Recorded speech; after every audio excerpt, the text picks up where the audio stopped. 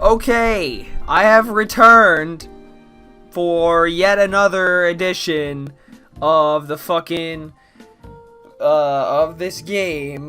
Didn't take as long of a break this time. Only 2 days, so we'll see how this goes. Also, I was looking back at some of the old episodes. Well, there's only 3 old episodes, but apparently I only play this game when I'm about to shave. So this is like my about to shave point, and this is apparently the only time I play this game. So that is a rule. So if I shave, I'm not gonna be I'm not allowed to play this game. No, I'm just kidding. I guess it just makes me look like more like a degen because it's just like fucking, I don't know. Does this count as like pedophile looking facial hair, like the scruff? I mean, I haven't shaved since like, I haven't shaved in almost a month, so like I can't grow facial hair. That's just how it is. Anyway, enough of the tangent. Let's continue. Wake up in the morning with a wide yawn. Another school day. Oh, it's Friday, PugChamp. The thought encourages me and I roll out of bed. Oh man, I didn't even have to get fucking slapped in the face by a pillow. After getting ready, it's quiet in here, the girl's asleep. There's no next to my breakfast. Gone to morning swim practice. Oh, I forgot she's a swimmer. Hurry up and eat or you'll be late. Jeez, Mina's on my case about it being late even when she's not here. You probably deserved it. That counts for her. What about Erilyn? I noticed another note next to Mina's. You took so long, so I left. You took too long, so I left. I can't be late for my own coronation. It's not a coronation. You may not have even won. She did win, though. I blink and sheepishly put the note down. And I'm going to stop talking to myself. Well, that's not actually going to stop anytime soon. I don't know what she means by took too long. I still have plenty of time left to make it to school. Glancing at the clock, I paused. Okay, I'm cutting it close. Well, I actually suck at getting up in the morning. Sucks to be this guy. I quickly finish my breakfast and begin the walk to school. I arrive in the courtyard earlier than anticipated. The walk is a lot faster when there's no one slowing me down. Who knew? Not me, not this guy. As I enter the school, I hurry into the cafeteria. The announcement for a grade representative is held here. All my friends are already seated. Kosei jumps up when he sees me. Yes, buddy! I knew you'd make it. What is that supposed to mean, you dumb fuck? Thanks? Mina sighs deeply as I take my seat. I don't know how I should be feeling right now. What's going on? You just proved that I am your best bro. I always believed in you, my man. Whatever, Kosei. You don't live with him. You don't see the dirty truth. Okay, so they made a bet. Will someone please tell me what's going on? They had a wager on whether or not you'd arrive late. And you made it, just like I knew you would. Let's go. So that means I shift my gaze to Mina, who slumps in her chair. On one hand, I'm proud of you for making it on time without my help. But on the other hand, why did you have to be responsible today out of all days? I'm responsible all the time. You just are a bitch and I hate you. You both suck.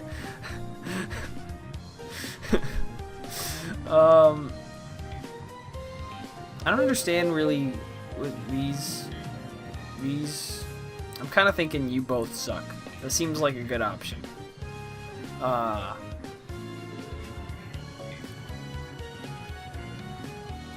we'll side with Kosei because I hate Mina. Clap Kosei on the shoulder. My best brother. I knew I could count on you. Yeah, man, I always got your back. I glance over to Erilyn, who is checking her nails disinterestedly. So, which side was Erilyn on? Oh, she didn't participate. Why not? It was an unfair wager. Of course you'd make it in on time. Wait, is that a compliment? She laughs, but I notice a tinge of pink in her cheeks. Don't misunderstand.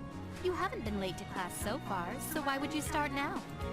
Erilyn knows my habits. She's been paying more attention to me than she lets on. A grin spreads across my face as she looks away. The visuals don't do much to help that, but it's fine. Kosei interrupts.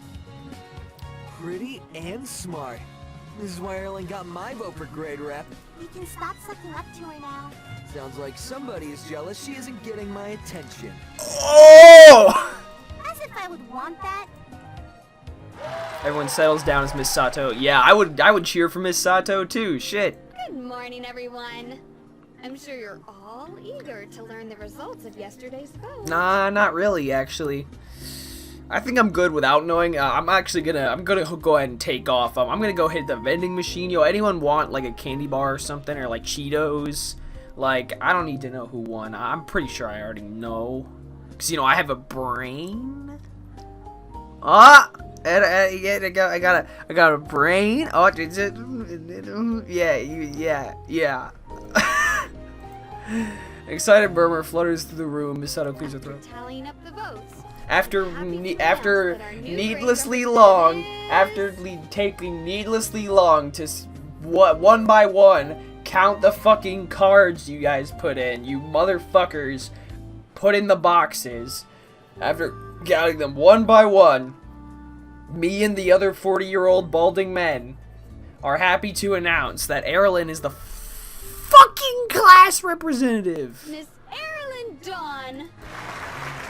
And no one is surprised. Congratulations, Miss Dawn.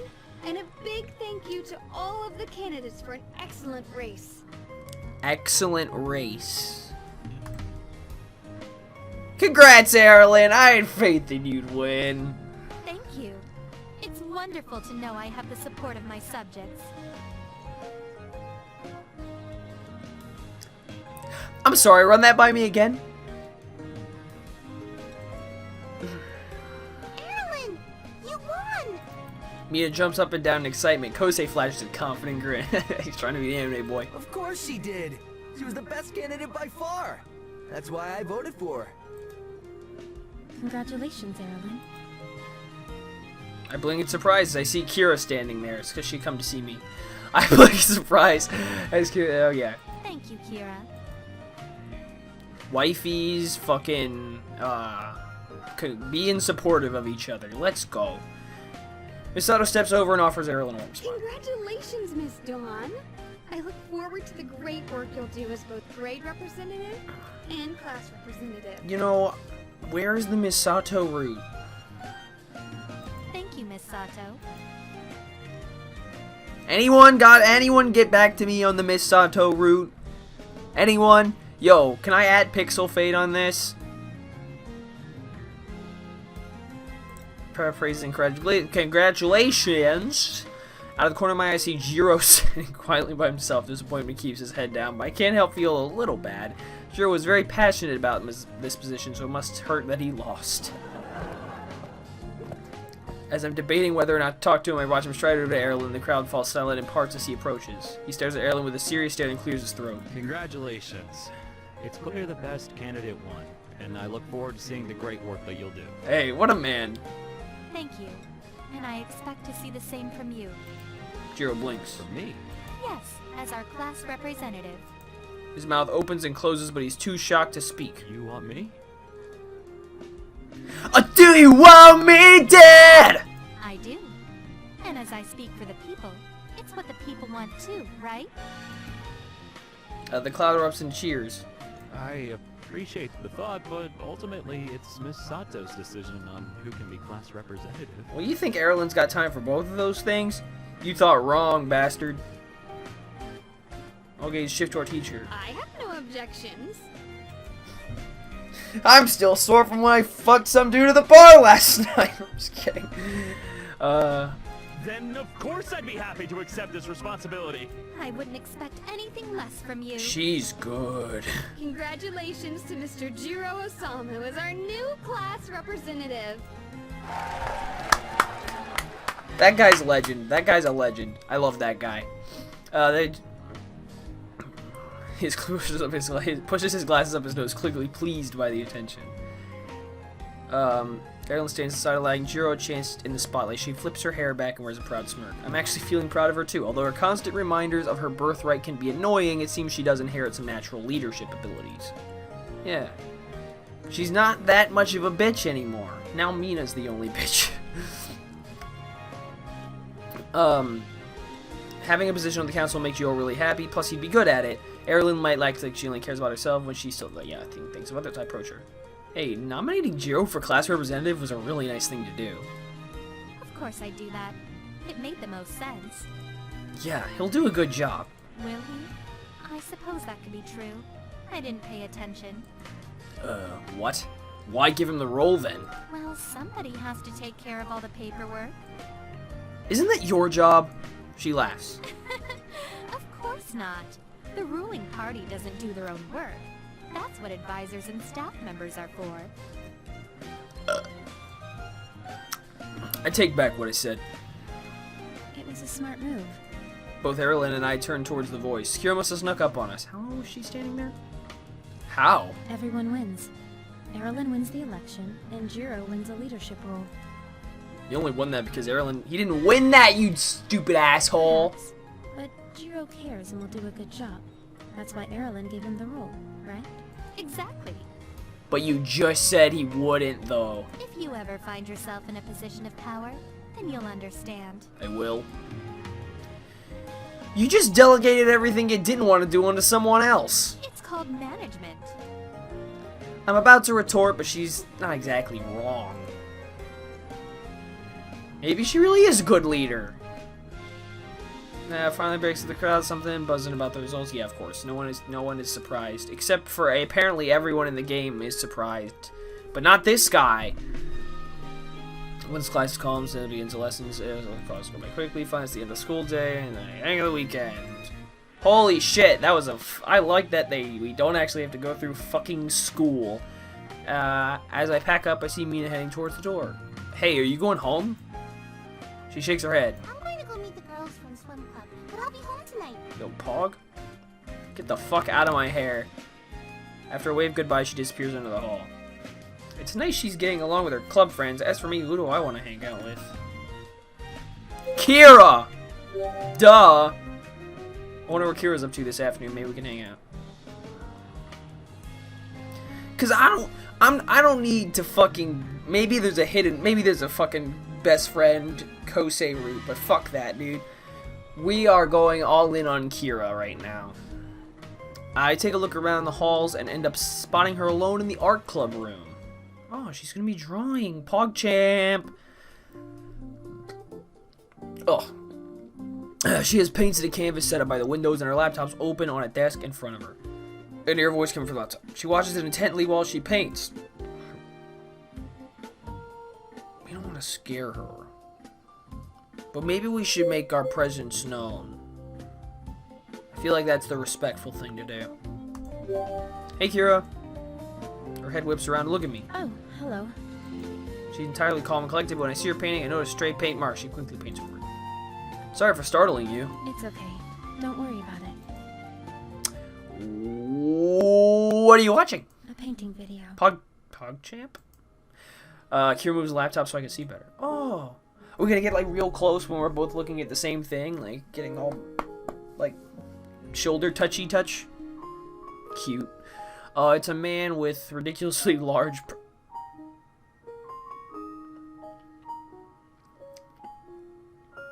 Yeah, I've seen enough. That's enough. That's enough game for one day. I'm just kidding. that's enough game for one day. Okay, now we're going Rob Boss.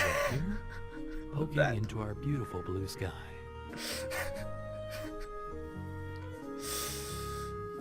Yep.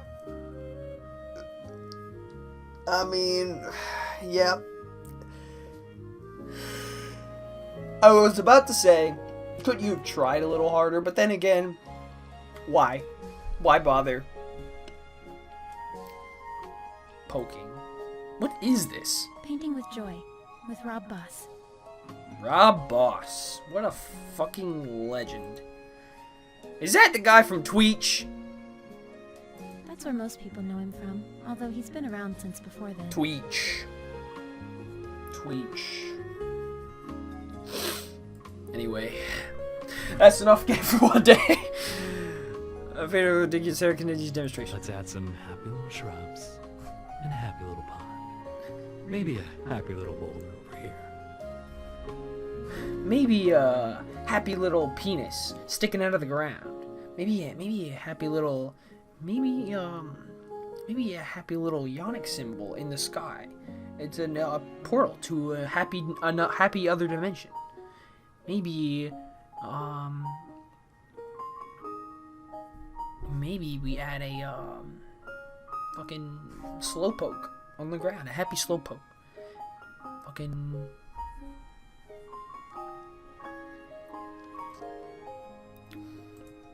He adds each of these things to his painting. Except his pond ends up much bigger than expected, so he turns it into a lake. Remember, there are no mistakes, only happy little accidents. Whoever voiced this guy had too much fun. Kira continues her work. Her painting is very similar to the one Rob Boss is making, although hers is much more stylized. How happy are you with your? How happy are your trees, Kira? He draws a tiny smiley face in response. I chuckle. Very happy. So why the sudden interest in painting? I signed up for the art club. I grin. I had a feeling you would after our visit. It was a convincing visit. But why does that mean you gotta paint? It doesn't. I wanted to give it a try. I draw a lot, but haven't really explored other mediums of art. Everyone in the club works with multiple materials and She's styles. just naturally talented. We love to see it. Naturally gifted. I see. That's not a bad idea. You can try different forms of art and ask the club members for help or suggestions if you need it. Look at me, fucking a full breakdown. Yes, so I'm starting with painting. Well, that sounds pretty epic. Kira adds a happy gray mountain to the background of her painting while I stand there and watch. It's not a gray mountain, it's a happy gray mountain. Okay? It's a happy gray mountain. Okay. She glances at me. Do you want to paint too? Fuck no, I'm just gonna watch. No, I just want to observe. Because you're so pretty.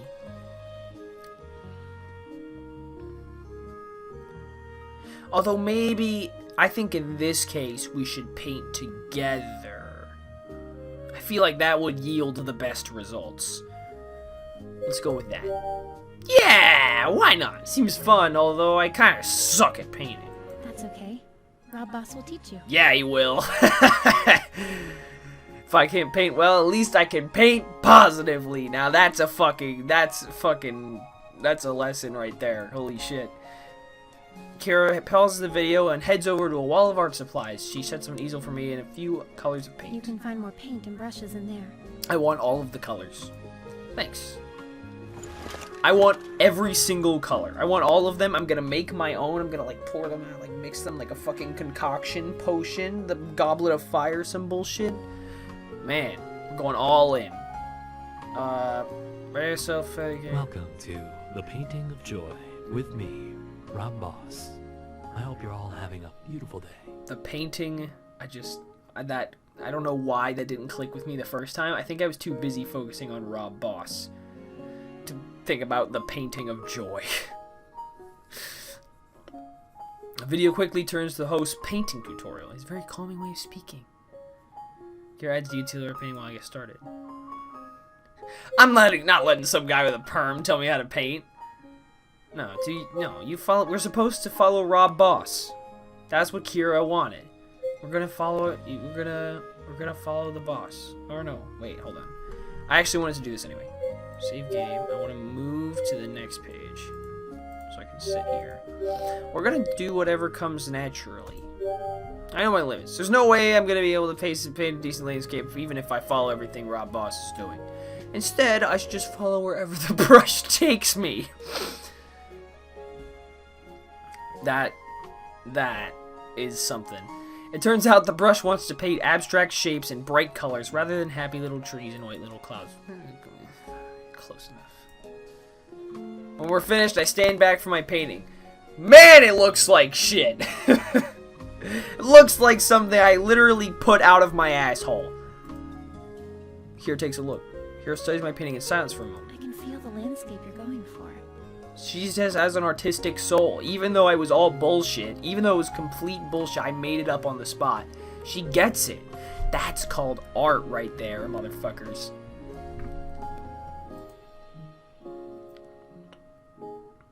See? Notice she said feel instead of see. I look over to Kira's painting, which is full of detail. Something ripples in the water, floor. It's hard to believe she's made such a picture in a short amount of time. Holy shit, that's good. Are you sure you haven't painted before? Maybe a little, but I'm not very comfortable with it. She remains modest, but the small twitch in her lips shows me that she appreciated the compliment. What does it look like when you're comfortable? Kira hesitates for a moment. I hope I didn't ask something too personal. Sorry, I didn't mean to phrase it so weirdly. No, it's okay. She grabs her back off the floor and rummages through before pulling out a familiar notebook. After another pause, she hands it to me. I open up to see page after page of manga-style characters in a variety of poses. They're fantasy warriors, giant swords, sci-fi marines, ordinary high schoolers, almost every popular manga trope. A waifu who draws waifus. My god! We've hit the jackpot! This is the ideal scenario. That's funny.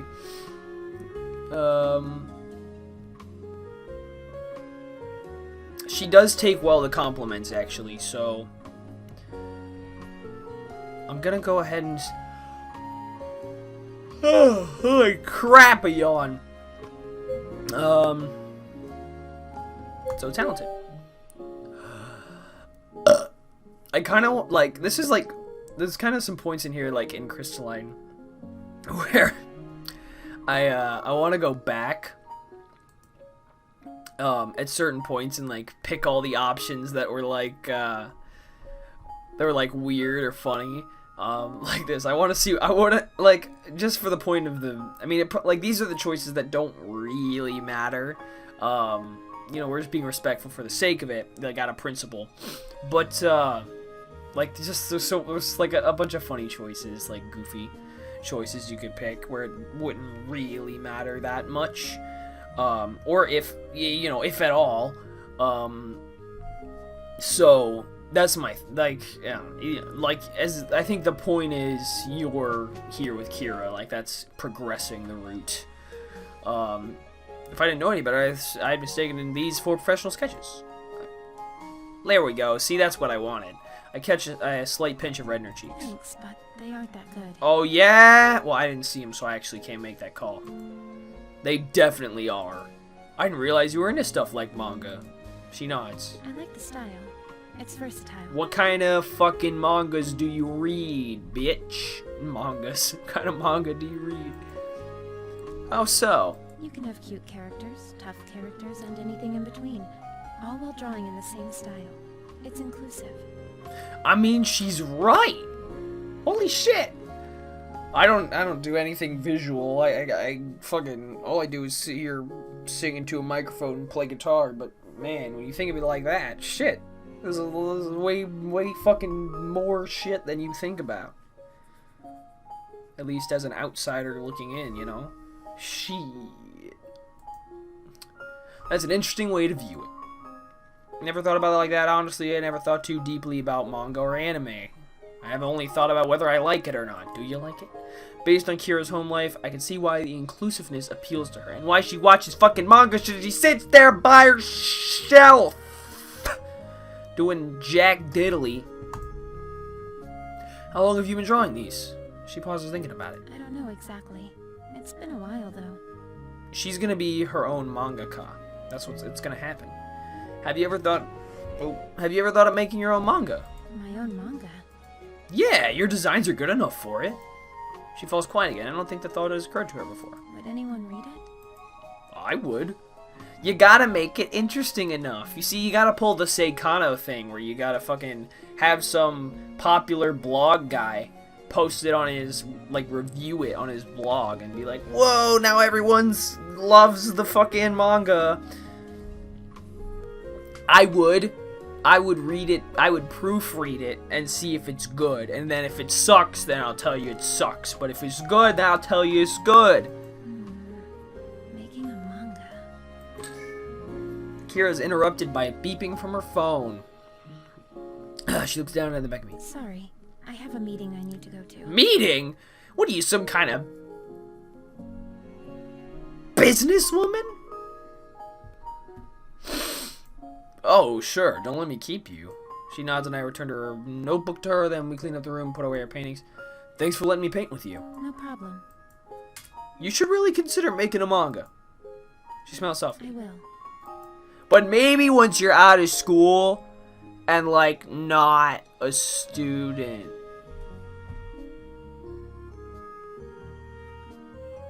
Yeah.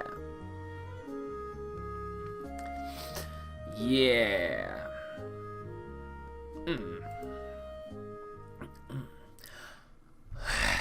Advice? What advice, loser? It'd be cool to see what kind of manga Kiro would create, and even cooler to see your work displayed for others to enjoy. No, bro. This is where you fucking take the opportunity and you're like, alright, let me storyboard for you. Or we can storyboard together. At your house. Where that's not the only thing we do. We also, as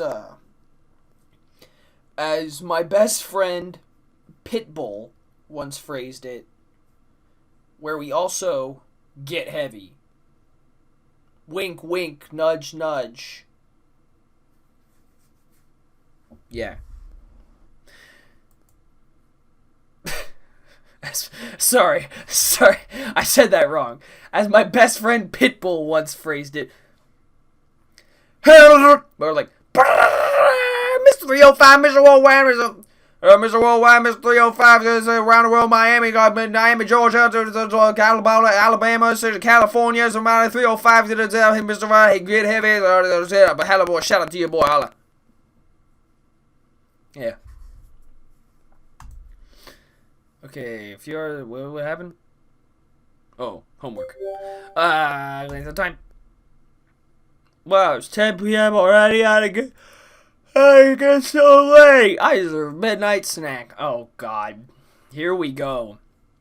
If I'm way downstairs, something pink flickers in the corner of my eye. Pink. I find Mina sitting alone at the kitchen table. What the fuck is she doing? Hey! She doesn't respond. I get closer. I realize she slouched in her seat and huddled. Therapy! Mina? She wipes her eyes and hiccups. What? Her voice is miserable and stuffy. She scoops out a large cloth of ice cream, stuffs it in her mouth. What are you doing? Nothing. She sniffles. Okay, this is clearly something. What's going on? I frown. Do you want to talk about it? No. Right, well... Mina groans and throws her head back. I'm never going to get a boyfriend. Okay, where did that come from? I think my McDonald's cup just moved in the background. That was weird. I blink. What? She shovels down another large spoonful. You heard me. I'm going to be alone forever. Well, yeah, if you keep up that attitude. I am so confused. What brought this on? Seriously, this is all super random. Instead of answering, she starts blubbering. You see? You didn't even deny it. She slumps deeper in a chair and all her grace gone.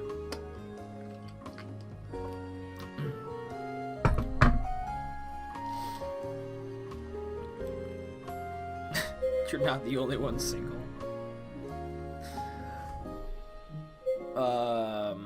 None of these are really going to help, to be honest, so I don't know. We'll reassure her out of principle. Aw, it's okay, Mina. You won't be single forever. How do you know? Because you have a lot going for you. You're a bitch. You have orange hair. You're a bitch. You have reproductive organs, I think. You're a bitch. That's it, actually. Like what? Well, you're upbeat. You're a great swimmer. You have your witty comebacks to Kosei, make everyone laugh. You're a good friend. There's never a dull moment when you're around. I really stretch in here. Mina pauses and wipes her cheek with her sleeve. You're just saying all of that. Well, how do I prove it to you, woman? No, I'm not. I mean it. Looks like my encouragement is helping. She sits up a little. You do? Yeah. Don't be so worried about it, Mina. You're a great person, and these things tend to fall into place when you least expect it. Mina offers me a shaky smile. You know what? You're right. I don't need to worry. She grins and eats another scoop of ice cream. Wait, are you still sad? Nope. This ice cream is just really good. Well, I respect the hustle. Those look pretty good. You notice me staring and lifts the tub. Want some? Hell yeah! I hand me a spoon and I take a huge bite. Delicious. I wonder what that's for. Yeah, we'll put the rest of the ice cream away. The two of us wander upstairs for bed. Once I'm in my room, I change my pajamas and jump into bed. Eventually drift to sleep. Oh man, bro. Holy shit. What a fucking experience. Oh, you know what time it is? You know what time it is? I know what time it is. It's Saturday, which means time to go see Kira and play some virtual reality games. I wake up to sunlight streaming in my windows. Finally, weekend is here. Day of complete freedom. I even got to sleep in a little. Oh yeah, did you? I get ready for the day and head downstairs for breakfast. My own Uncle Mina and Erilyn are already eating. Good morning, sleepyhead. Good morning. Good morning. I'm glad we got to see you. We're just about to head over to the bakery. Yo, I forgot how epic this guy is. Yes, we don't see nearly enough of you kids these days. We've all been so busy, haven't we? We have? I don't know, Mom. I've just been going. Sydney. I've just been going to school. You know, theorizing about alternate dimensions. Painting some Rob Boss. Man, I'm not that busy. I grabbed some food for myself and joined him at the table. Yeah, I guess we've all had a lot going on. We should do something as a family. I've been missing everyone. I know. Why don't we have a movie night tonight? It's been too long since our last one. Oh, that sounds perfect. Yeah, I love movie night.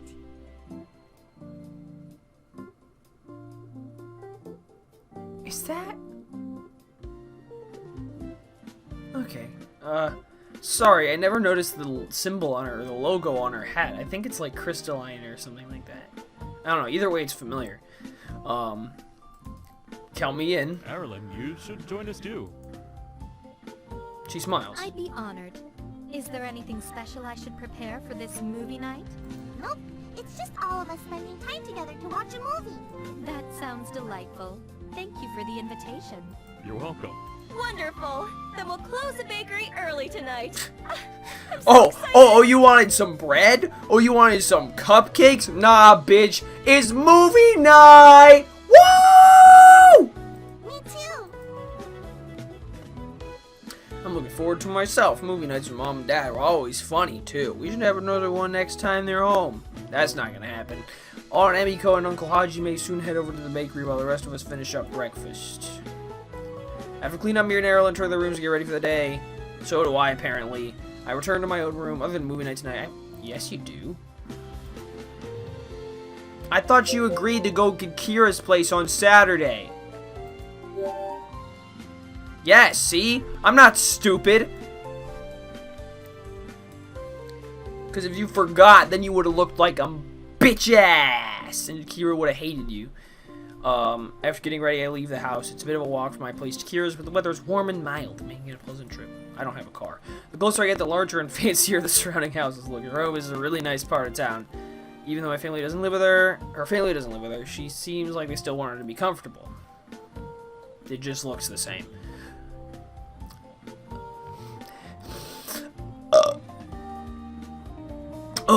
She lives a little closer than I thought and I arrive early. Hopefully Kira doesn't mind. I stopped in front of the address she gave me. Fancy black luxury cars parked out front. Am I at the right house? I didn't think Kira had a car. As I double check the address, front door opens, I see Kira holding the door. Oh, shit, it's about to get motherfucking real.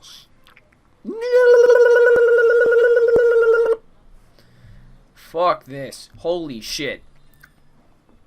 Oh man, I am scared. I am scared. For an older man and woman, they're dressed in very tasteful, upscale clothes. They must be your parents, although Kira doesn't look much like them. I didn't know her parents would be here. Should I leave? I don't know how to I don't know how they'd react to their daughter having a strange boy over. Kira spots me before I can go. Oh, you're early. I am? Her parents turn around and look me over. Hello, young man. Hi. Hi, sorry, is this a bad time? Not at all. We were just leaving. Ah, is this a friend of yours, Kira? Yes, he's a classmate from school. We have a school project together. Hi, I'm Gus. Nice to meet you, Mr. and Mrs. Igarashi. The pleasure's all ours. He extends a hand, which I take. He grips firmly before releasing. Somehow, this introduction feels more like a business transaction than a real conversation. Mrs. Igarashi looks from me to Kira and then back to me again. Were you two going to remain in the house together? Well, yeah. This is what I was worried about.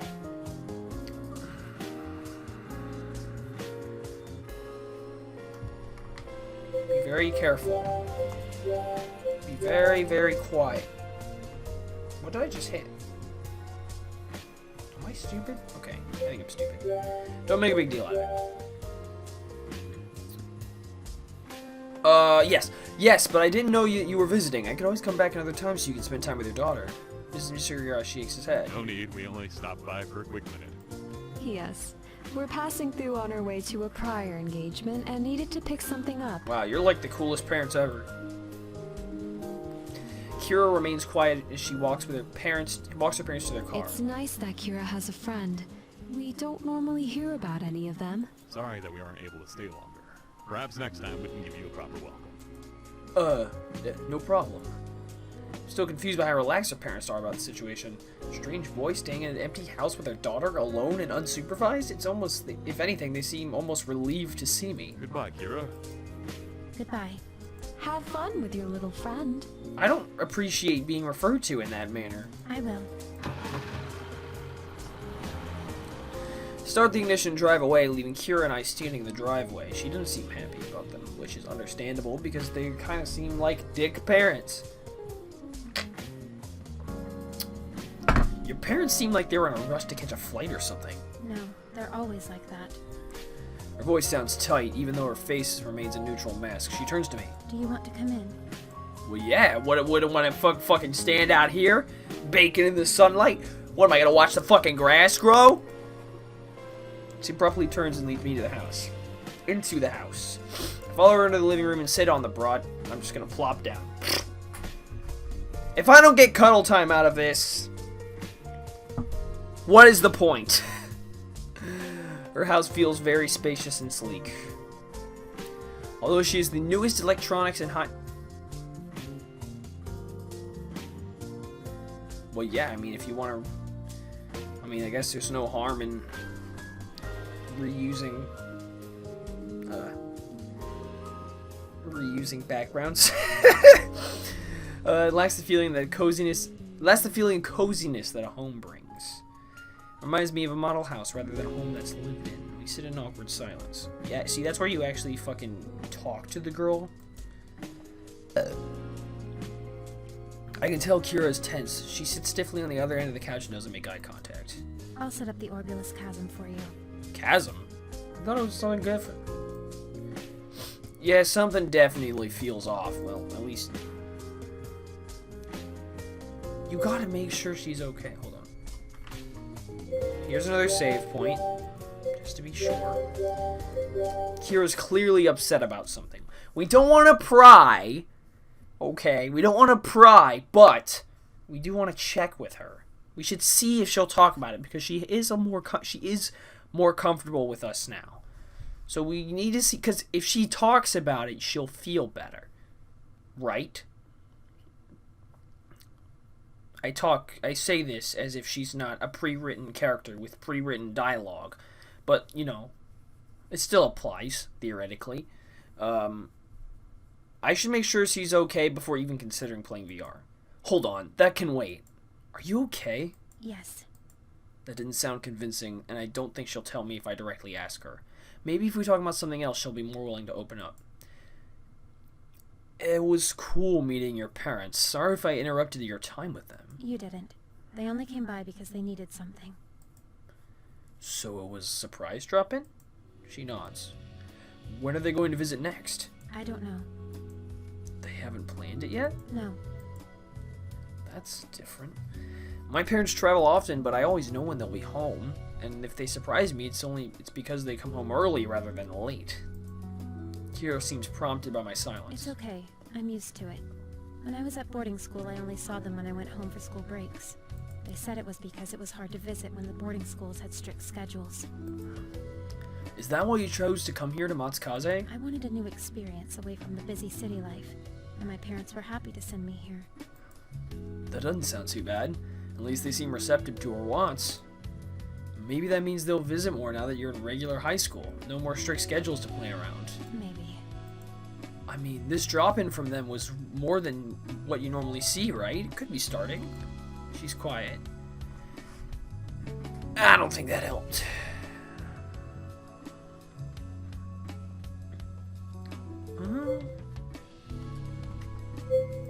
This is tricky.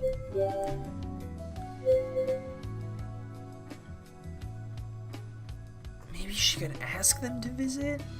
That seems like she's not happy about it right now. This is not the right time to ask her that. I think you should make some light humor out of it. I'm gonna go with that. Kira's parents don't know what they're missing out on, even if they don't want to see their daughter. I certainly do. She's kind-hearted and caring, and even though she puts on a tough front, she has a sensitive side to her too. Well, that's their loss. She blinks. What? Even if they don't want to visit you, I still do. You do? Yeah, I have a lot of fun when I'm with you. She offers me a fragile smile. Thanks. Kira doesn't seem completely herself. I wonder what else I can try to cure off. What is Killer Kira like? Suddenly an idea pops into my head. Hey Kira, can I borrow your kitchen? Huh? She looks completely confused. I bet no one's asked her that before. I mean, is it okay if I use your kitchen? I just need to make something real quick. Oh, I guess so. I actually don't know what's gonna happen here, but hopefully I had a good idea for once in my life. Doesn't happen often. She leads me into the kitchen and her living room, expensive state-of-the-art gadgets. Thingamajigs. I forget. Ah! She's a milk frother. A smile that grows on my face. Thanks, Kira. What should I do? You can sit down. I'll just be a moment. Kira looks skeptical. I know this sounds sketch, but don't worry. I won't be putting your very expensive toaster under my shirt. I think I see a smile. Okay. She goes back to the other room. Good, some privacy. Thank fuck. Time to get it. Thank fuck.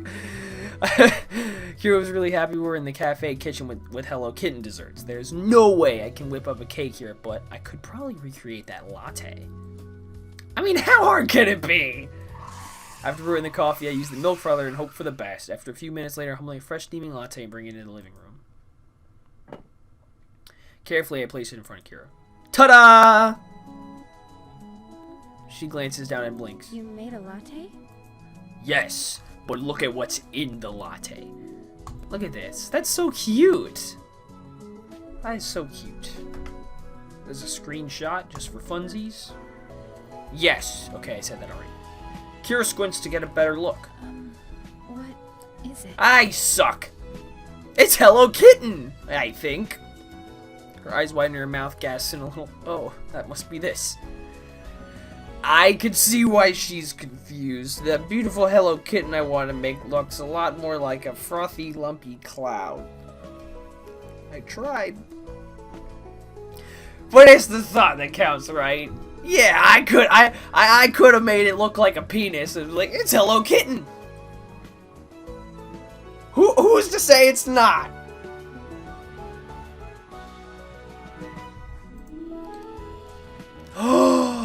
Yo, that's so cute. Oh my god, that's so adorable. There we go. That's what we wanted, dude. That's a success. That is cute. That is cute. That's so cute. She breaks out into giggles. They're light and delicate like bubbles. I'm sorry, but... Hello, kitten? Hey, I tried my best, okay? Give me a break. Not everyone can be a latte artist. Not everyone can be a Bob Ross man in the fucking latte, okay? Leave me alone. She giggles again. Although I wasn't expecting that reaction at all, I catch myself smiling. Her laugh is gentle and sweet. Her laugh is the cutest motherfucking shit. When she calms down, pink blush dust her face. I'm sorry. Were you laughing at my masterpiece? We want to be kind of chill about this, I think. I knew this would cheer you up. You were right. She nods, still smiling. Thank you for the latte. Now that's cute. Part 3? Part 3. Thank you for the latte. Yeah, no problem. She leans back at the phone and tries to suppress her laughter. She looks to be in a good mood. Hey, latte art isn't as easy as it looks. I like to see you try and make it. Okay. What? She's actually good. Of course she is. She fucking draws manga. We return to the kitchen. Kira puts down the coffee cup and heads over to the machine. I wait curious to see the result. In a moment, she turns around and presents me with a steaming latte. Foam is neat and sweet, and the coffee, and I can immediately tell it's the shape of a cat. God damn it. I fucking lost. I stand by what I said. Latte art is still difficult, but you have a natural talent for it. Such an unfair advantage. She giggles. It helps that I normally draw. Yeah, I know. Yeah, I know it does. You fucking asshole. I ain't catch a break around here. This is why we can't have nice things. She offers me her cup. Here. Yeah, I want the fucking Hello Kitten. If I don't get the nice looking Hello Kitten, I'm out of here.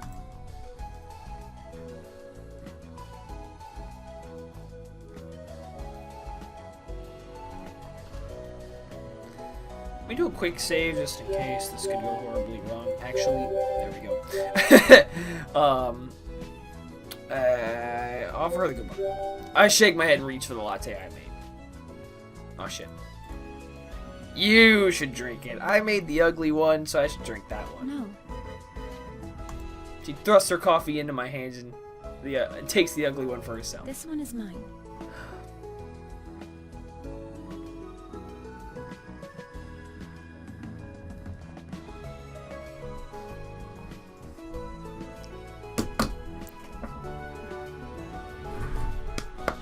Pat on the back. That's a win. Success. Woo! Now let's just kill. Now we go for the kill. I made that sound bad, but it was just supposed to be funny. That is cute. Are you sure? Yours is so much prettier. She hugs. Look! That is so cute! This one was made for me. Dude, it's like even okay, because we fucking sat through all that fucking bullshit, like, to get to this point. Like, this is this is a real moment in, like, fucking relationships and stuff. Like, with a girl, like, one-on-one, you get to this point, you're like, you've won already. You've already won. Like, you've already fucking won. Now you just fucking go in, bro. You just go all in. You make the commitment. Like, at this point, you've already basically done it. You just haven't actually done it officially. See that? That's it. That's it right there. Alright, then, thank you.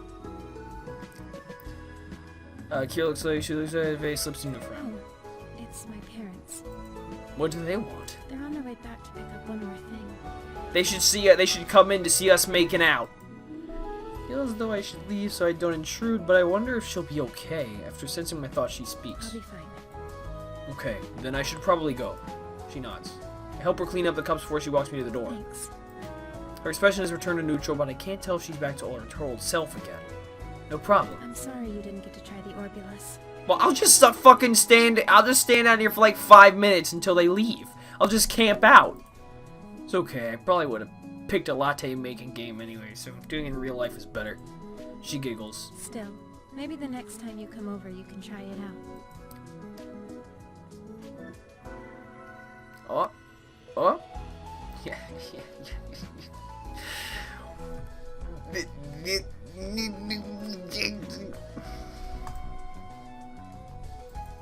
I grit in response.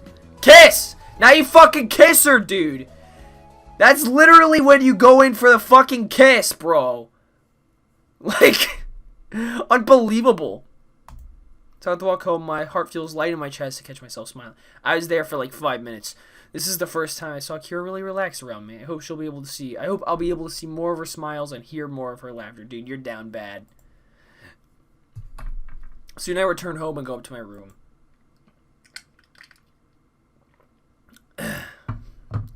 Play video games, etc. Cool. When I get there, Mina is playing on her phone in the living room. She looks up when I enter. Hey, cuz. Hey, what are you up to?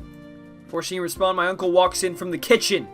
Looks like he's headed back to the bakery. Oh, good, you're both here. I hope you're excited for movie night. Well, yeah, why the fuck else would I be down here, Pops? Amiko's closing up. He came by to grab something. It's my dick. I'm just kidding. Not my dick, but his own dick. He takes a quick glance around the room. Can you guys clean up this mess, please? The fuck? Mina and I take a look around the room. Futon cushions have fallen all over the couch. Fallen off the couch. There are crumbs all over the table and more than a few on the floor. A few books and dirty dishes have all been left out.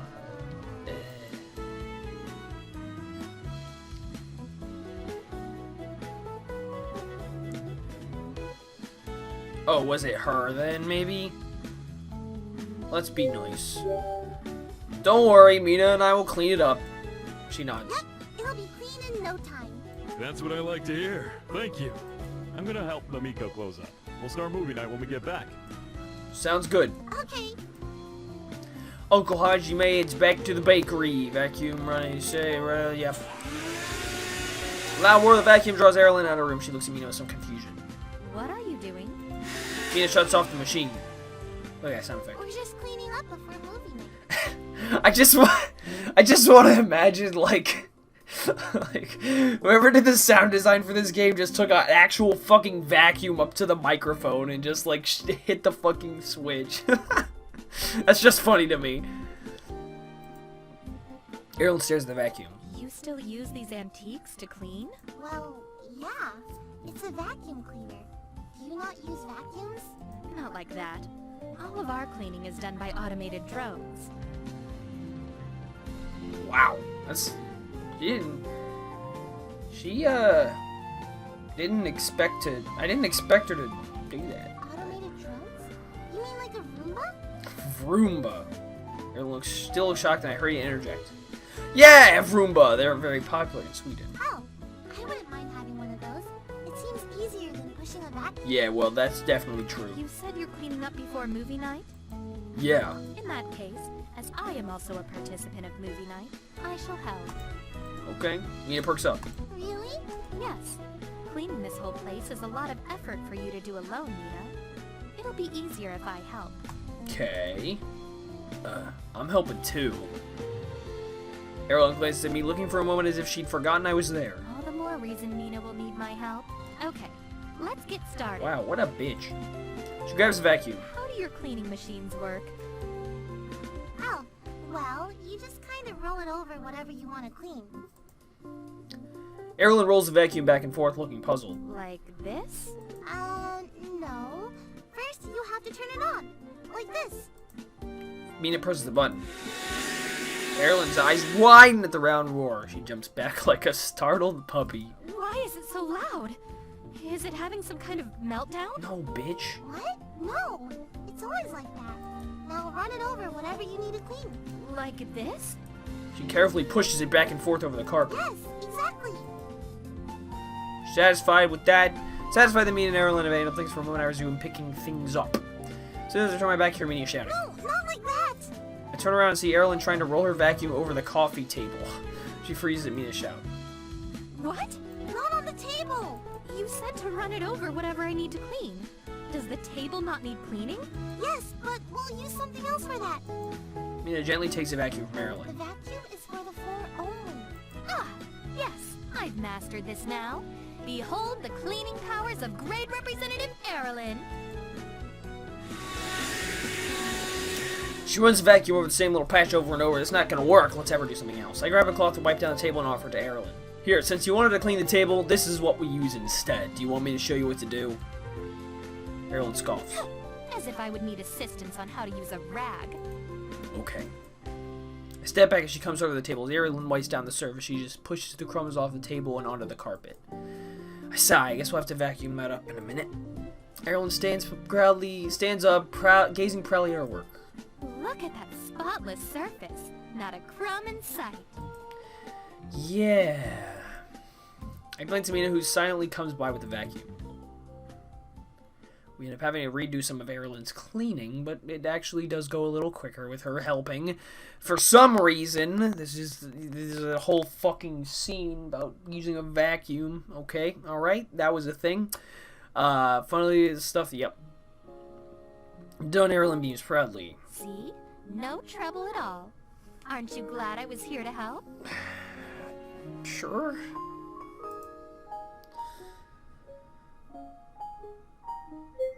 I guess. I shrug my shoulders. Sure. Erilyn continues to look proud. Yeah, thank you for your help, Erilyn. It was a lot quicker with you helping out. You're welcome, Mina. I was happy to assist. I'm going to go make some popcorn before Mom and Dad come back. Good idea. Oh, I didn't actually... My character and I are just on the same wavelength right now.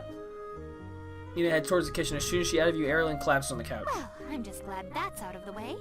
It'd be a bother to have to do that again. Huh. That was just routine cleaning. We'll have to do it again in a week or so. Her eyes widen. You have to clean that often? Yeah. How exhausting! I didn't think cleaning would be such a difficult task, but after tidying just one room, I'm tired and could use a rest. Yeah, well, you're just a fucking spoiled princess, aren't you? We normally don't just clean one room either. We clean all of them. He glances up at me. Don't you ever get bored or frustrated having to clean so often? We all use the space, so everyone pitches in with the cleaning. When we all work together, it's not so bad. Like today, we finished up our chores pretty quickly. Everyone's quiet for a moment. Perhaps I haven't fully appreciated just how much effort goes into little things like this. I'm sure Erilyn's never had to think about cleaning or chores in her life. As she said, the palace had drones to handle all of that for her. The next time you have to do chores, please let me know.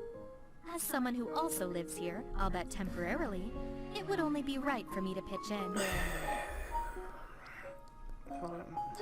Of course, no one fucking says this word. Thanks, Erilyn. I didn't mean to do You're that. welcome. She smiles, you're welcome. I'm sure Uncle Hajime and Aunt Emiko will be back soon. We should be ready for movie night. Erilyn nods. Great. Right on cue, Uncle Hajime returns with Aunt Emiko. Hello, everyone! We're back! She's decided to announce her presence. Uncle Hajime surveys the This room. place looks great. Yeah, you're goddamn right it did. I cleaned it myself. It does! Are we ready for movie night? I guess. What movie are we watching? Perry Hotter? Yes! Yay, movies! No, well, actually, movie singular. She puts the popcorn down on the table, and Hajime grabs drinks and other than Did so. we ever decide on what we're watching? No, we didn't. Just pick something with pangos. They're all good. Here we go, dude. References. What's a pango? No, but is this on purpose at this point? I'm pretty sure they're doing this on purpose. I'm pretty sure. Hold on. Just pick something with pangos. They're all good. See? Fucking... Nobody knows how it's pronounced. Is it Pango or is it Pongo? It's literally fucking 2.5 years later, and I'm having a crisis because I don't know how to say this goddamn word. It's 2.5 years later after I finished Crystalline, and I still don't know how to fucking say this word. God. I'm convinced it's a fucking joke at this point. Like, they're doing this on purpose. They're trying to make me have a crisis. Just the most adorable thing ever. They're like these big squishy balls of love and joy. Look, I can show you a picture of one on my phone. They don't actually exist. Erin leans in to look at Mina's phone. You're right. They are adorable. What do we have streaming this month? The man is like, alright, what's on the news? It's like, it's like, oh my gosh, look at this TikTok dance. Oh my gosh, it's so good. Alright, what's on the fucking news today? I grab the remote and start scrolling through selections on Netflix. The Pango Vengers, Pango Cemetery? Okay. The Princess Priories, Pango Wars, Harry Pango, and the Princess and the Wizard's Poi, Mission Impossible. That's funny. The Lion Pongo. That's that. Mission Impossible is actually funny. Alright, what would I watch out of all of these? Princess Diaries, Pango, Star Wars, Avengers, Harry Potter, Lion King, Mission Impossible. Probably Harry Potter, but I'm biased because I fucking love Harry Potter. Let's go with some good Marvel action. I think it's time to introduce Erin to the wonders of superhero movies. Ooh, which one? The Pango Ventures, of course. Ah, yes! This one has all the best characters. Captain Pango, Iron Pango, Wolver Pango. Hey, copyright neutral. Wolver Pango isn't in this one. Some kind of studio copyright thing. Oh, what about Bat Pango? You're thinking of the wrong thing again. That's not even the right universe. Erin's eyes wide. Are you sure these are not horror films? No. Then why are there so many scary Pango hybrids? On Emiko chuckles lightly. Oh no, sweetie. They're just in costume. They're actually quite cute. I think you mean tough. Sure, dear. Then it's decided. Wait, I should have saved on that. I wanted to see all the different fucking things. Oh well.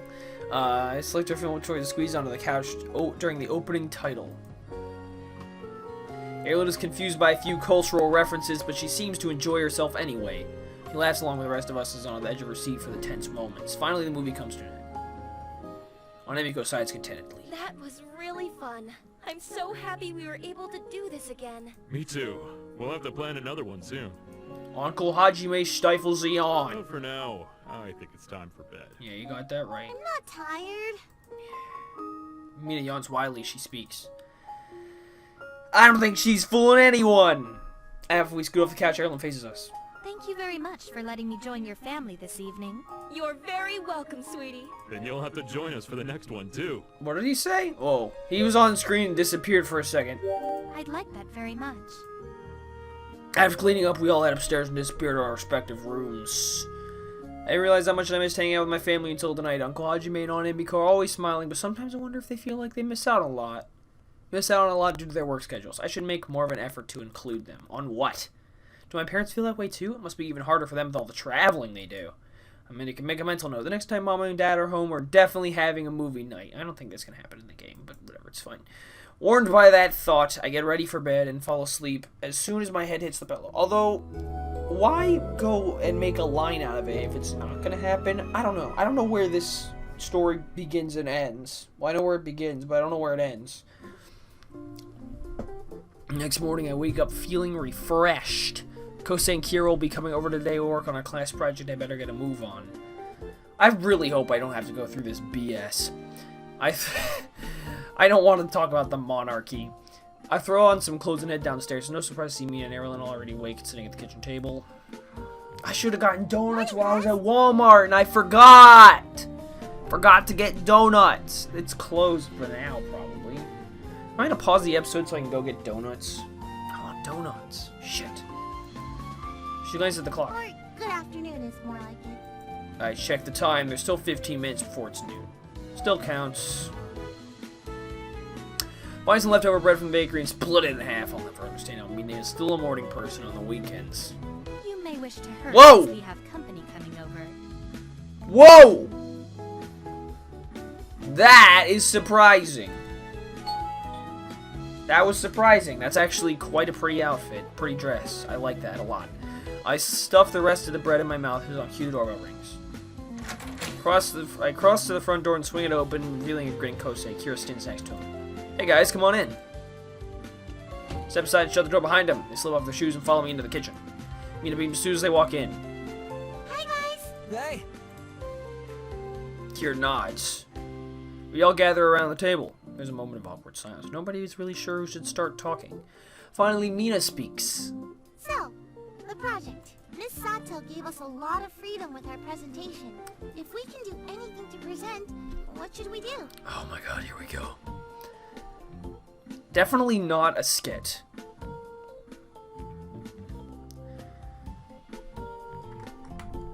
I'm going to save in another new slot.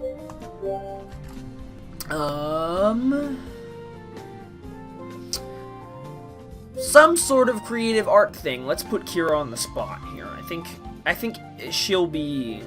I think they were at the point where she'll respond well once more people know about her drawing. I think something creative would make it more fun. Something creative. Like what? I don't know, like fucking. I don't know. We could add art to the presentation. Erilyn doesn't look too sure. Wouldn't it be easier to just go up there and talk about it? Why go through the effort of finding imagery? We can always do both. I suppose so. She glances at Kira. What did you have in mind? Kira remains stoic as ever, but her fingers flinch in her lap. I could draw some of the scenarios we research. It can be in the background while someone else presents. That could work, as long as you don't mind doing all the drawing. I don't mind. Mina perks up. I think that sounds great. It'll be informative, but creative at the same time. Yeah, sounds cool to me. Erilyn nods. Yes, I'm glad that's settled. Once we settle on how we should present, we start brainstorming. Mina begins delegating everyone's roles. Okay, if Kira wants to do the creative part, then the rest of us should figure out who will be putting together the presentation and who will be speaking. Mina, she go. You are amazing at public speaking, Miss Grade Representative. I think you could present our information well while the rest of us put the research together. Erilyn nods. A most wise delegation. Roles are starting to get assigned, but what about me? How shall I approach this? Supportive partner. The leader. Well, definitely not. I don't want to, like, take charge. It's not really necessary. I mean, I feel like I could look really cool, but you don't really need to have a leader. It's a fucking group project. Group projects are a team effort. I want to make sure I give this my best. Let me know what you guys need me to do. Mina nods. Since we're splitting the research, how about you start with looking up our current regime? Okay. I crack open a book and begin taking notes. Thank fucking God. That's done. I think we'll make a pretty good team. Thank fucking God. We take a great Now that all of that's out of the way, Oh, wait. She splits into a wide are grin. you guys excited for the Hot Springs trip this year? When is it? Because depending on when it is going to decide how much longer I play this game for this session. Oh, hot springs? That sounds promising. I used to frequent the private hot springs back home. Sweden! I cough pointedly. In Sweden, but I haven't been to one in a while. Mina's eyes widen. Did you say you have your own private hot spring? No, she just said the private ones. I think those are the ones that have single pools so you don't have to relax with a group. Are those real? I have no idea anything is possible in this fake Sweden. Mina seems to accept it. I see. Well, I'm excited anyway, and I can't wait to hang out there with Erilyn and Kira. I think hot springs are quite relaxing. Well, yeah, and you join everybody else. Can I call her Honey now? Is that a thing? I think we're at that point. Indeed. Honey. Fucking... Seems like Kira's looking forward to this.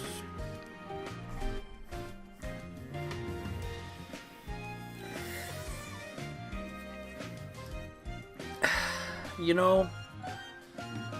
It must be done.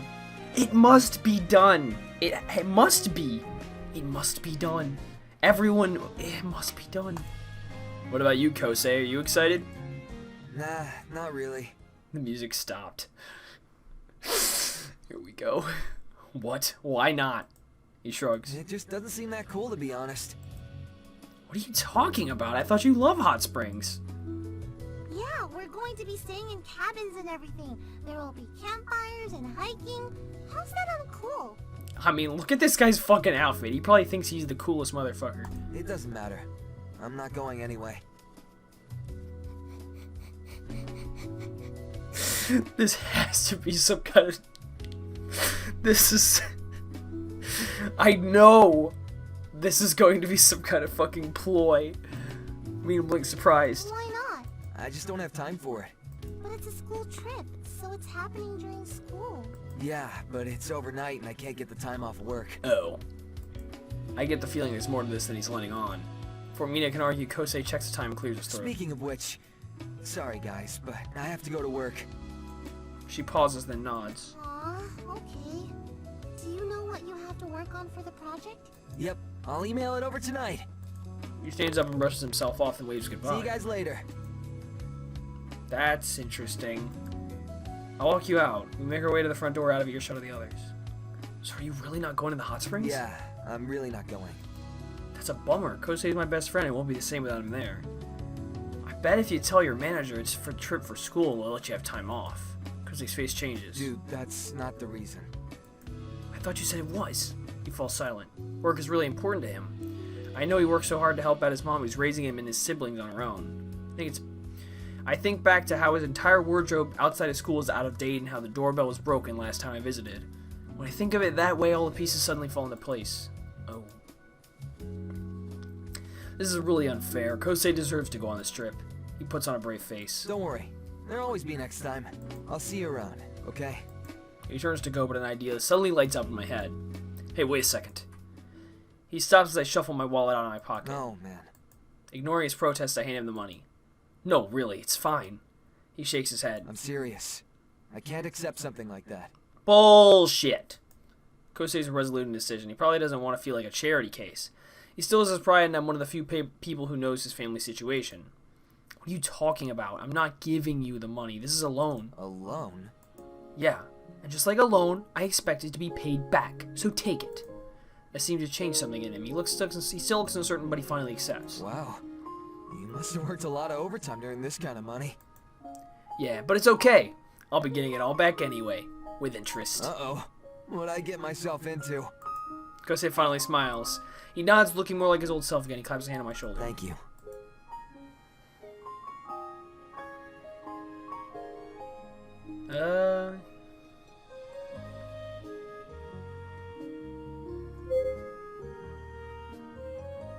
It's fine. Don't mention it. I'm just glad he can come along. The trip wouldn't have been the same without him. Kosei glances at the time again. Okay. Now I really gotta get going if I don't want to be late for work. I don't need you breaking my kneecaps if I don't pay this back in time. Alright, see you later. Bye. Okay, well, yeah. Sure. I mean,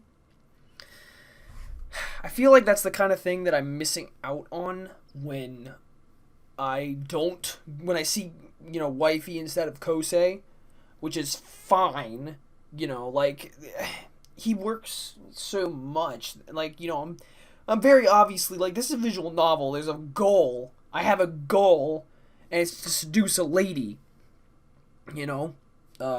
so, yeah, that's kind of my thought. But I do think there's like juicy info and shit that I'm not getting. What I'm like, obviously, it's fucking the most basic fundamental law of economics, opportunity cost.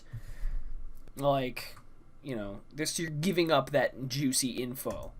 When I get back to the kitchen to like hear Leia and Erin at the table, Erin lets out a groan. She slumps forward and cups her cheek in her palm. What a long day. I can't believe how exhausting that was. We got a lot of work done.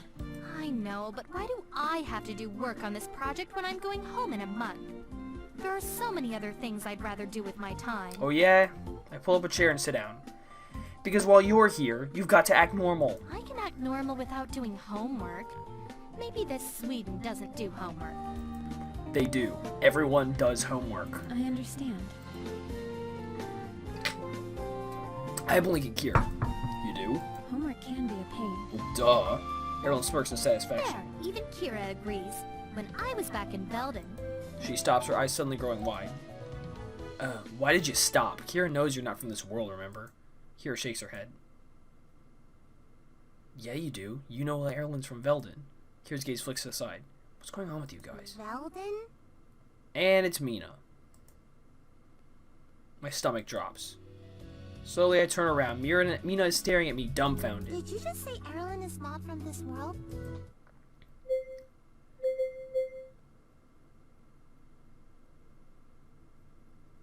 Why did the music stop abruptly? That's weird.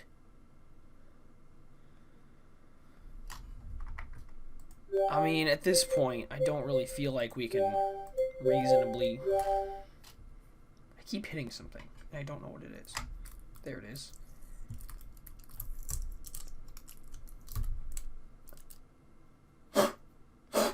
Go away. Go away. Thank you. There's no point in hiding it now. Mina overheard the truth, and the right thing is to admit it. Plus, Erin lives in the same house as her. It's only fair to know who she really is. Yeah, I did. Mina glances at Erilyn. Really? Erilyn nods. But how? We don't really know. And why here? We don't know that either. Mina shakes her head. This is all so confusing. that's because he's not explaining it correctly. Yes, maybe we should start from the beginning. We go into explanation of everything we know so far, blah, blah, blah, everything is... First in story, even after we're done. Are you okay, Mina? Slowly, Mina nods. Yeah. Are you sure? She nods again, more confidently. Yeah, I am. It's a lot to take in at once, but in a way it kind of explains some things. Like what? I don't know, like some of the stuff Erilyn would say in the explanations would seem off. I scratched my head trying to remember some of the things I explained away. Was it really that obvious? No, not really. But it was stuff like when Erilyn said they all use automated drones, and you said Roombas were all the rage in Sweden. It just all seemed very convenient. I even Googled stuff about Sweden because it seemed like it was just so different there. Wait, really? I didn't expect you to Google it. She looks bashful. I was honestly curious. Erilyn just seemed really confused about some basic things, and I wondered if life in Sweden was really that peculiar. Kira looks intrigued. What did you learn? A lot of stuff, but nothing relevant to what I was looking for. I hadn't realized Mina had been wondering about us. I guess sooner or later she would have discovered our secret anyway. It's probably better that she learned it now. Erilyn still looks worried. Mina, are you not upset? No, not even close. I'm honestly so relieved. I thought I was going crazy. A smile spreads across Erilyn's face. Oh, good. I'm so happy to hear that. But I do have one question. Why didn't you guys just tell me? I wasn't sure if you'd even believe it. I mean, people don't just fall out of the sky. I guess that's true. But I'm your cousin. You know you can tell me anything. I only found out by accident. I don't believe it's something that's easily shareable. I apologize for keeping it from you, Mina. Yeah, I'm sorry. You should be. I could have been a big help in your investigation. Better late than never, I suppose.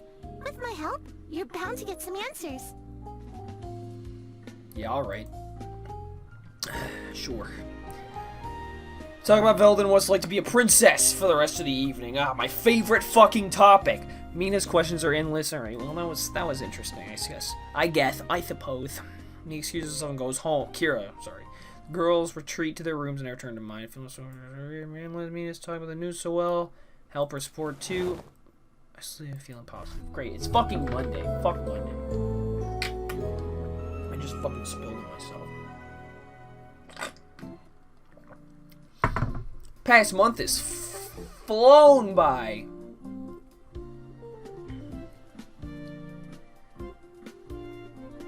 Sorry. Investigation bakery's been busier than ever.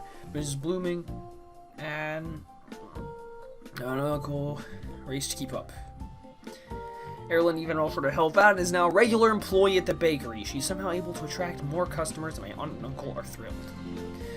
It's because she has big boobs and is just generally very attractive.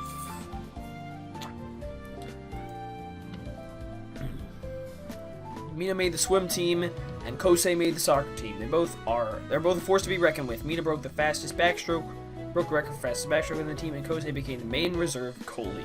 That's incredible. Oh, wow, yeah, actually for her first year, yeah. On top of that, it sounds like things have been going well with Kosei's job. He's been in a great mood all month. Kira's officially part of the art club. Some more time together lately. She doesn't share her artwork very often when she does. I'm already excited to see more. It's like summary. I feel like I've reached this point in a couple other games, and like I remember this something like this in Crystalline or maybe Ace Academy. I'm not sure. Maybe Ace Academy. There's like a weird midpoint. That's this, I guess. I'm a student council project after school. I wasn't sure how seriously she was going to take her duties after the election, but she's done an impressive job so far. As a result, I haven't seen all that much of her over the past few weeks. It's good that she's found something to keep her busy. What? Oh, yep. Wake up Monday morning with a groan, bring the sun out of my eyes, get ready for the day, and head to for once nobody's in the kitchen when I get there. What? Mina has swim practice this morning, so that explains why she's not here, and I'm sure my aunt and uncle have already left for the bakery. Erilyn's bag is still here, so I know she hasn't left yet. I'm surprised. Usually she gets up before I do. I sit down and start munching on breakfast. I'm sure she'll be here any minute. By the time I'm finished, she still hasn't appeared. It's getting pretty late. Maybe I should go check on her. I walk upstairs and knock on her door.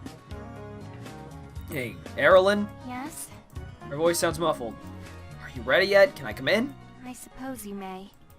I push the door open and walk inside. Her books are scattered around the room and she's still curled up in bed. Are you still sleeping? We have to go in a minute. She doesn't move. Erilyn? Go without me. This isn't good. Is she sick? Are you not feeling well? What's wrong? With a sigh, Erilyn pushes herself up into a sitting position. I simply don't feel up for attending school today. It would be best if you went without me. Hey, Blink, where did that come from? You can't skip school without a reason. I get that you'll be going back home, and you don't think school's important, but there's no need for you to cut. But you need to be there for your car story to work. Will I be returning home, though? Huh?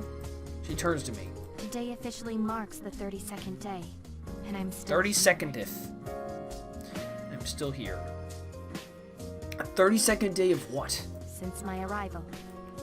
Wow, has it been that long? Yes, and I'm beginning to question whether or not I'll be rescued.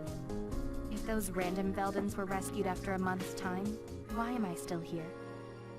It's almost like you gotta find your own way back! Holy shit!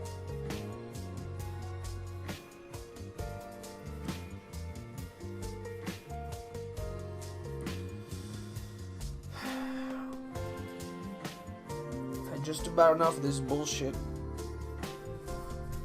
Have my parents even noticed my absence? I cannot think of any other reason why. What? It's not like you can just create another portal to a portal to another dimension out of thin air. It's not like that's really possible, you know? I don't know how you got here. I don't think anyone knows how you got here. But frankly, like, you gotta put in some effort, lady. You gotta put in some work. You gotta get on the grind. You gotta put your nose to the grindstone and get your ass in gear, or ain't nothing gonna fucking happen.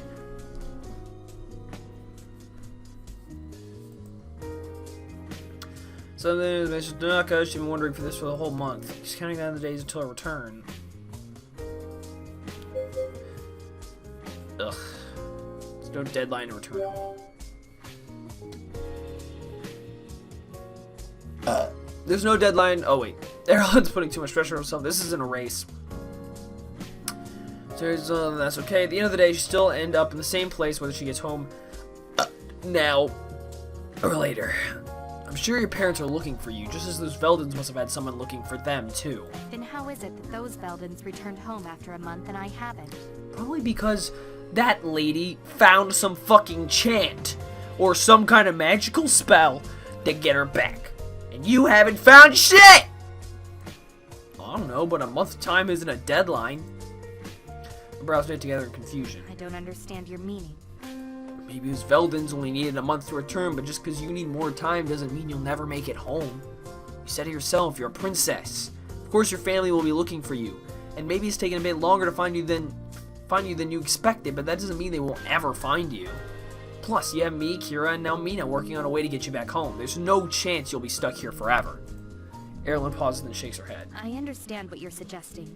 However, I find it hard to believe that my family would have more difficulty locating me than whoever rescued those common Veldens.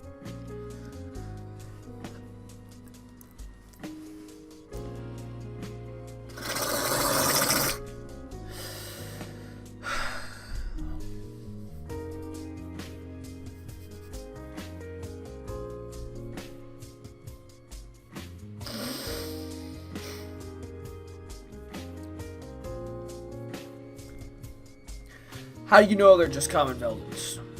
She pauses. I suppose I just assumed they were. What if they were here on a mission or an assignment and returned home afterwards? Slowly, Erilyn nods, sitting a little straighter. That is possible. We have scouts who navigate to other places. That pair very well could have been on a mission. Oh, sure they were. Don't give up hope just yet. Erilyn nods more confidently this time. So, does that mean you're ready to go to school now? I suppose so. He's about to slip out of bed and looks at me. I'll wait for you downstairs. I give her space to finish getting ready. She beats me downstairs with her hair brushed and uniform straightened. The two of us begin our regular trek to school. It's quieter than normal. I'm sure Erilyn has a lot on her mind. We're power walking to get there on time. When arrived to homeroom, everyone else is already in their seats. I'm not greeting. Kira nods back while Mina and Kosei shoot me a small wave. Erilyn and I slide into our desks just as the bell rings. Talk about a close call. All right, class. We have a lot to go over today, so please pay attention. I don't really want to, Miss Sato. I'll pay attention to... never mind. Lesson starts like normal. Tell Erilyn isn't back to herself. She doesn't raise her hand as much and spaces out for most of our lectures. I appreciate the Pokemon Center jingle to show that we're skipping fucking all the boring shit. Finally, the bell rings, indicating our break. Oh, before we separate off into groups, Misato makes another announcement. Oh, yeah? Enjoy your lunch, class. Don't Oh, forget shit. that the Hot Springs trip is tomorrow. All right, Make well, sure I'm you gonna have some arrive to plans. school in time to catch the bus in the morning. PogChamp! Let's go! Last buzz of excitement as they leave for the cafeteria or stick around to eat in class. Mina and Kira cluster around Erilyn while Kosei seeks me out separately, lowers his voice and hands me an envelope. Here, I owe you this. PogChamp. Peek inside to find the money I'd let Kosei return to me. Thanks for helping me out, man. With a smile, I accept the envelope. No problem. Hopefully you're not too tired. I know you must have worked a lot of overtime for this. Yeah, but it'll be worth it to go on this trip. Definitely. We join the girls and catch their conversation. Wow, I can't believe the trip is tomorrow, guys. It's finally happening. I looked up where we're going online. It has very good reviews. That's a very you thing to do, ain't it? Ooh, that's promising. It's a fucking hot spring. How could you mess it up? Kosei flips his chair around before taking a seat. Oh yeah, it's gonna be so sweet. I'm happy you're going after all, Kosei. Yeah, that was a close one. I'm glad too. As Mina and Kosei continue to discuss the trip, Erilyn keeps staring off into space. Kira tilts her head. Erilyn, are you looking forward to the trip? Erilyn blinks as if snapping out of a trance. Oh, yes, I suppose so. That She was doesn't listening to sound home like you're residents. excited. Mina's brows furrow. Mina's brows furrow. Yeah. Are you okay? Yes, of course. She forces a smile. This will be an enjoyable trip, so why wouldn't I feel positive about it? Man, I don't fucking know. Judging by the look on everyone's faces, nobody's fooled. Don't feel like you have to force yourself to be happy if you aren't. Erilyn sighs. My apologies. I don't mean to spoil the mood. Kira and Mina both give questioning looks to see if Ash is Velda related. I nod slightly. Erilyn's just feeling a bit homesick. Girl's not understanding. Kosei perks up. Oh yeah, you said you used to go to the hot springs back home all the time, right? Well, I'm sure your hot springs in Sweden were nice. The ones here are the best. How so? The water is the perfect temperature. Just hot enough to be relaxing, but not so hot to feel scalding. Yeah, that's true. Plus, the cabins we're staying in are both rustic and modern, which means we can feel like we're out in the nature and still have bathrooms. Says Mina, recorded in a bathroom. Bathrooms are certainly preferred. There will be a campfire where we can roast marshmallows and tell stories. What sort of stories? Usually ghost stories. PogChamp! Erlen doesn't look entirely convinced. I feel like I should chime in with something.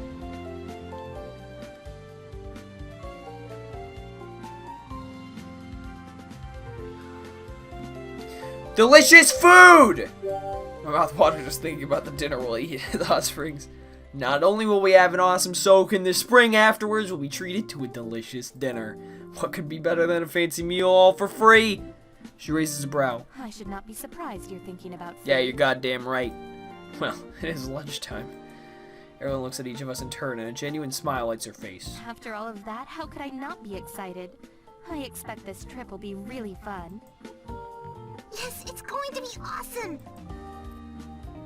As group continues to chat, I pull Erlen aside. Are you sure you're okay? Yes. Actually, I feel much better. What changed your mind? Your expression softens. I'm still worried about returning home. But watching everyone try so hard to cheer me up reminded me that I'm not alone here. Well, that's good. You're correct. There is still hope. Yeah, I mean, I still think you should be trying something and not just, you know, like that one bitch from Zootopia said, try everything. Erlen seems to be more at ease, and that helps alleviate my worries. We haven't forgotten about our situation. We're here for It's okay, we're putting my drowsiness aside to go to the fucking hot springs. All right, class. Let's open our books and get started. Shut up. You know what? Speaking of hot springs, Misato is participating, right? Bell rings. Got anything to throw my backpack over my shoulder. Now that I'm free, who should I hang out with? Kira, Erlen, Mina, Kosei. We're gonna have plenty of Kosei time. Let's talk to Kira. What are Kira's plans today? Granted, I don't know where she's inside. Check the hall room. She in there either. Maybe she's outside. She must be. After weaving in and out of the crowd, I found myself in the quad. A few students are lingering in the grass, hanging out on benches. A flash of raven hair casts the breeze to my attention. She has a bench by herself. She's bent over her sketchbook with her brows. Oh. Hey, Kira. Oh, hello. Mind if I sit next to you? She scoots down to give me room. I slide in next to her and roll my bag on my shoulder. Sketchbooks, anime girl, what are you working on? Just sketching some things. You're sketching the manga. I already know. Cool. What kinds of things? Characters I created. You made them up? That's awesome. She nods and brushes her hair behind her ear. So, who is this girl? I haven't thought about it yet. I only drew her based on inspiration. Let's give her a story. I can help you make one. Kira lifts her head intrigued. Okay. She shows me the drawing again. I see. A cute cat girl.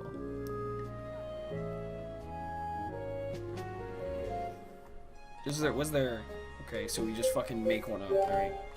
That doesn't really matter then. I don't know. A hero. Someone who is dependable and confident in their abilities. Yes, and kind and courageous. I like the sound of this person already. A good hero out to save the day. Alright, with every good character, there needs to be a cool backstory. She nods. You have any ideas? She falls silent and man fills her pencil. Maybe she's a noble woman who wanted more out of her life. She has all these expectations weighed on her, but her dreams have nothing to do with her nobility. That's a good start. What do you think she wants instead? I don't know yet.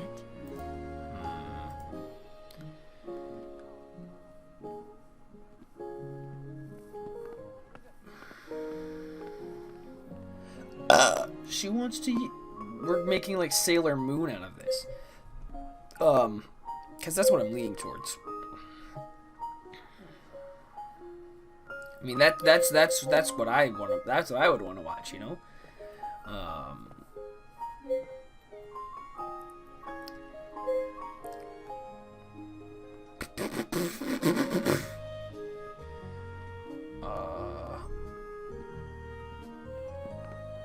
Yeah. She has secret magical powers that nobody knows about, and she wants to use that to save others. Kira thinks about it. That could be interesting. When her powers activate, she transforms into her magical persona. Oh, this is Sailor Moon. Oh. Yeah, secret identity magical girl. Kira nods. She has more to resign by giving the character an intricate outfit and magical scepter. Now we need an actual story. She thinks about it. So, there was a noble woman who wanted more out of her life. Well, is this Sailor Moon? I've never really watched Sailor Moon. She discovered she had magical abilities, but knew her family would never approve of her putting herself in danger. Whenever there was a threat to the community, she transformed. Friendly into a magical neighborhood, spirit and saved friendly the day. neighborhood magical girl. Until one day,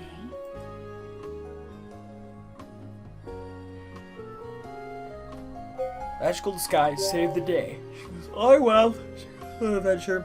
Her secret is discovered. Her life gets turned upside down when her secret is discovered. Kira nods. that would certainly turn her life around.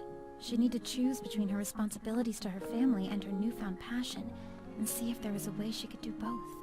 It makes sense for a compelling. It makes for a compelling story. Two of us continue to build the story. By the end, Kira has several sketches of different scenarios and ideas. Creating this character together is more fun than I anticipated. I can see why you're always sketching characters now. She glances at me. You can?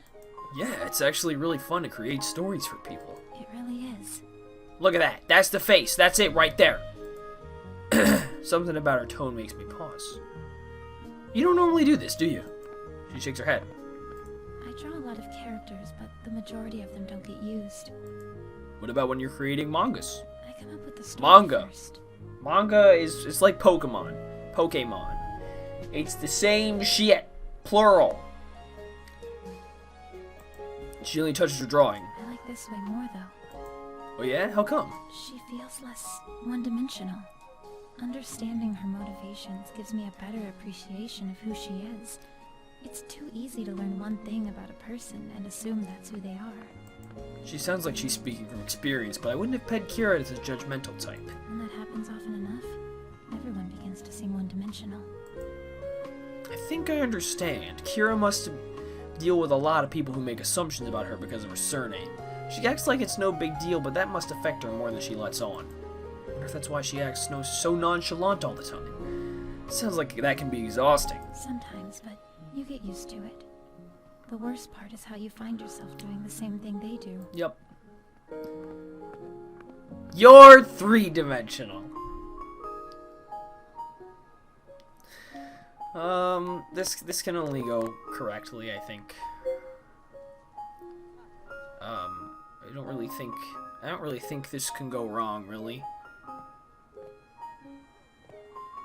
Not the time for a joke, though. You shouldn't have to be used to it. A person isn't defined by any one thing. You're a cool, creative, and talented person, and everyone should know that. She blinks and smiles softly. Thanks. We suddenly notice how much time has gone by. There's only a few other students lingering in the quad. Kira gently shuts her sketchbook. I should probably get back soon. Yeah, me too. She hesitates. Thank you for building this story with me.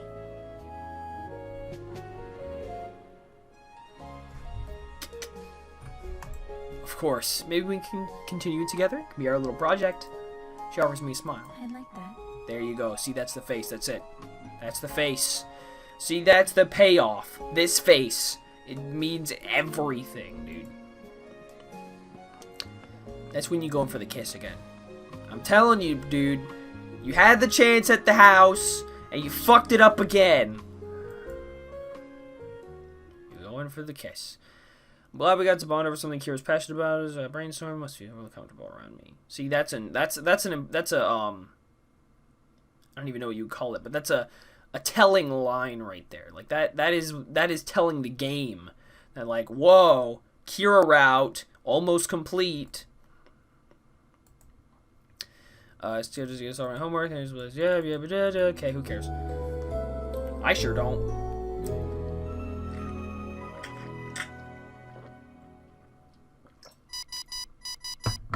Oh, what? My phone alarm blares and wakes me up bright and early. Can't be late for the hot springs trip today. Oh, yeah. What's like how long as I make my way downstairs? Me and Erin are already seated at the table, and Emiko has breakfast when I walk in. Good morning, sweetie. Morning, Sydney. I mean on Emiko. Do you kids have everything you need for your trip? Erin wants me to grin. Yep, I'm all set. Me too. Wonderful. I thought it would be nice to drive you to school today. That way, you don't have to walk and carry your luggage. That would be great. Thanks, Mom. Thank you. That is very kind. Yeah, thanks on Emiko. Of course. Just doing my job, kiddo.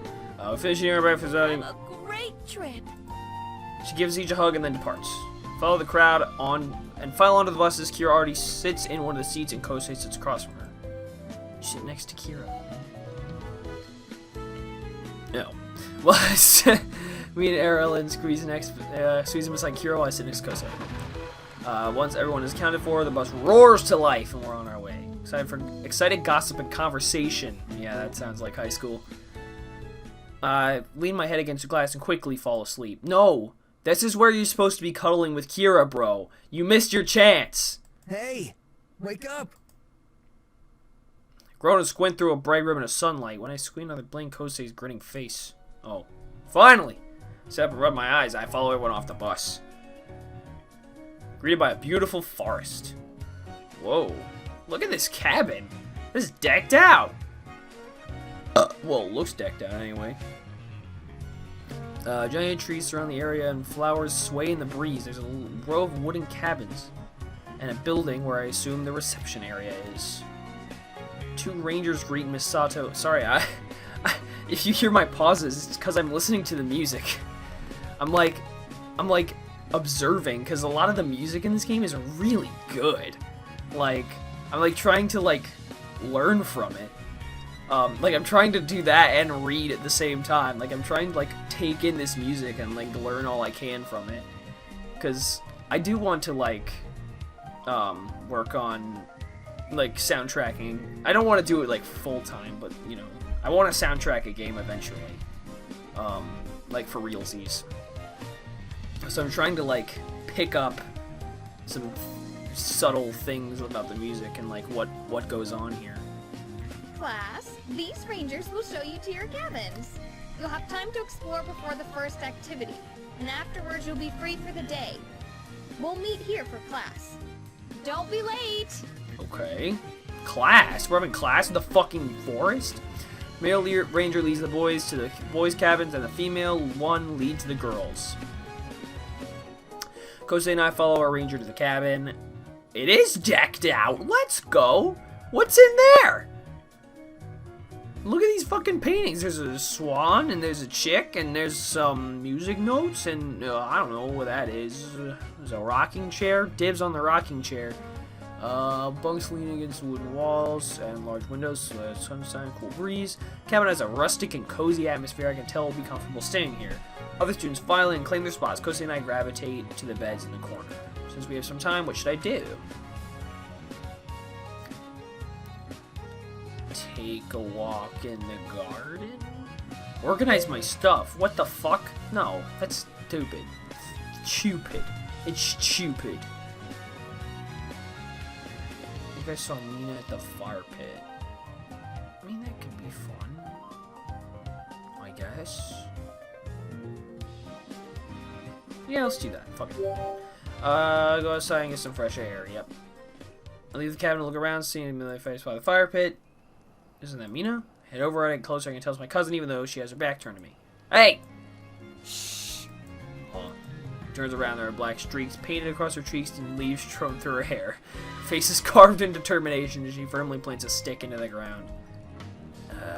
Shh.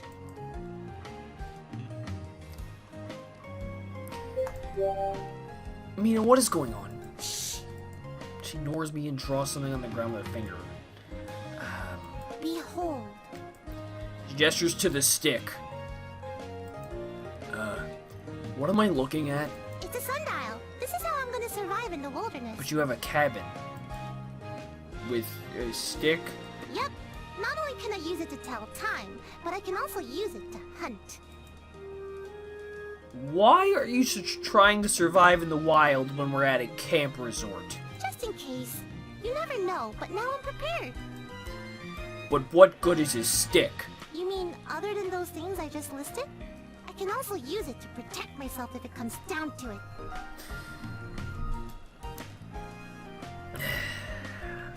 Genius. Oh, I didn't. I thought that was sarcastic. Yeah, nothing's gonna mess with me if I carry this thing around, believe me. No thanks, wolves and bears, not today. Minami is going to survive. Who knew a stick could be so versatile? What else can it do? Mina blinks, your face screws up and thought. Well, it's good for directions. Didn't you already say that? How? It was around that stops us up. Well, like this. Uses the stick to draw a map in the dirt. I pause waiting, but the silence deepens. I guess you're right. All of this is kind of pointless then, huh? You literally have a cabin. I mean, it was still a good attempt. Mia nods and wipes the paint off her face. Since I don't need to survive in the wilderness here, I'm going back to the cabin to enjoy the luxurious camping life with running water. Sounds like a good plan. She smiles. I'll see you tonight, cuz. Yeah, see ya. That was weird. She disappears into her cabin. I return to my cabin and relax for a while. So it's time for our class activity. I grab a notebook and a pen and read the rest of my class. Read the rest of my class. Miss Sato takes us down a path in the forest, talks about natural ingredients found here for medicine. What the fuck am I in fucking medicine class? It's definitely useful. Who knows when you could need this stuff? What am I, Bear Grylls right now? After we finish identifying all of the helpful or poisonous plants in the forest, we're free to enjoy the evening as we wish. I handle one of the campsites path to path at a time, not just every once in a while. Why don't you hang with your girlfriend, bro? Soon the daylight begins to fade. I better turn back before it gets completely dark. By the time I'm back, the sun has disappeared behind the trees and the campsite is buzzing with excitement. You can see the few fires flickering in the dark and hear students laughing nearby. Yo, PogChamp. As I walk by, I spot Mina and the others sitting in front of a campfire. She waves me and I head over. Hey, cuz. Sup? As I get closer, I see the rest of the group's already circled around the fire pit. There's a cozy, an orange atmosphere. I sit down between Erilyn and Kira. Of course I do. We were looking for you, but you weren't in the cabin. Yeah, I went for a walk. What are you guys up to? Kose grins and rips open a bag of marshmallows. They go everywhere. Making s'mores. You got here just in time. Nice. Erilyn studies her marshmallow and the graham cracker is looking uncertain. I don't understand how this works. Yeah, well, watch a fucking pro. How what works? This thing. She holds up the ingredients. Don't you have s'mores in Sweden? What's a s'more? It's some more. Some more what? S'mores. Then he gives me an impatient look. It's a sandwich made of graham crackers, marshmallows, and chocolate. Erilyn brightens. Oh, a sandwich? Why did Kira appear for half a second and then go away? Before she can make one, Jiro, Daisuke, and a girl I vaguely recognize stop at her fire pit. Hi, Erilyn. Erilyn looks up and brightens. Oh, hello, Sana. Would it be okay if we join Sana, you? in all caps. Of course. Thanks. She kind of sounds like a bitch. All three of them take a seat and the girl smiles at us. I'm Sana, by the way. I'm on the student council with Erilyn as your student body president. Oh wow, the student body president is hanging out with us?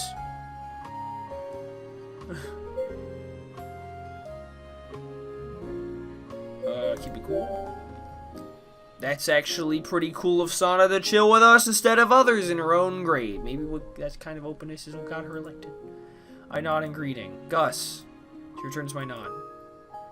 Sana introduces Jiro and Daisuke, who is also the student council vice president. With their introductions out of the way, Sana smiles, settling into her seat. You're all first years, right?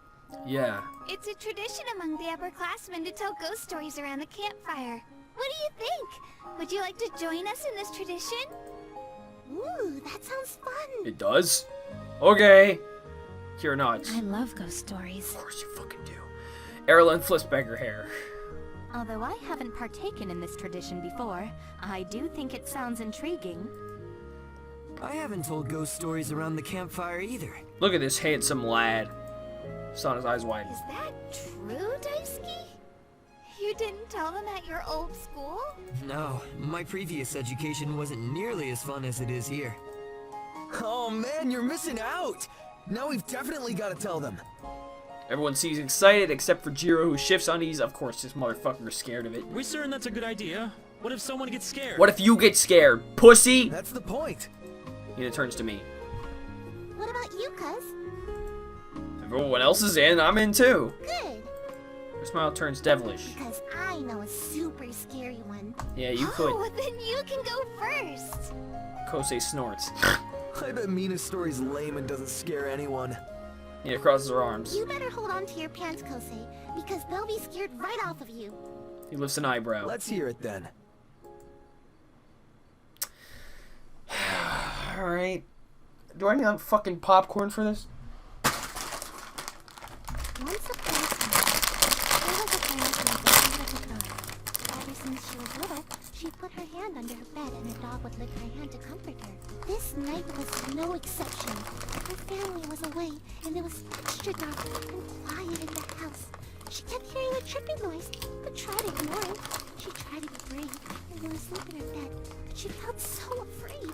Oh yeah? So, just like she always did, she put her hand down by her bed, and sure enough, her hand got licked. That made the girl feel a little better, so she fell asleep. The next morning, she was woken by the sound of her dog barking in the backyard! Okay. He looks around. Get it? Because he was outside all along! Hold on. What?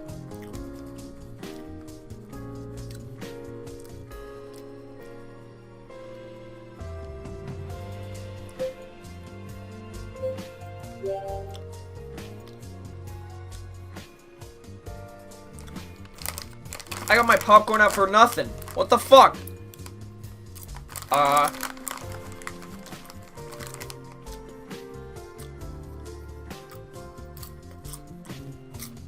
That wasn't scary. Mirror popcorn. What do you think? Scary, right? After all that hype, I was really expecting something scary. Mina did not deliver. Nah, sorry. She scoffs. You're just being difficult. I bet everyone else thought it was scary. Turns to look at the rest of the group for confirmation, only to be greeted by blank stares and awkward smiles. Huh? You guys don't think so either? Of course not. There was nothing scary about it. He folds his hand behind his head, looking smug. I could do better than that. He shoots him a look. I'd like to see you try. I'm keeping the popcorn. Sure. Listen up. Clears his throat. There were two girls who lived together over a bakery. One night, the two went out to a birthday party. One girl forgot to bring the cake, so she went back into the apartment to get it. Without turning on the lights, she walked in and grabbed the cake off the counter. Then she went to the party. Later that night, her roommate got tired and went home early to sleep.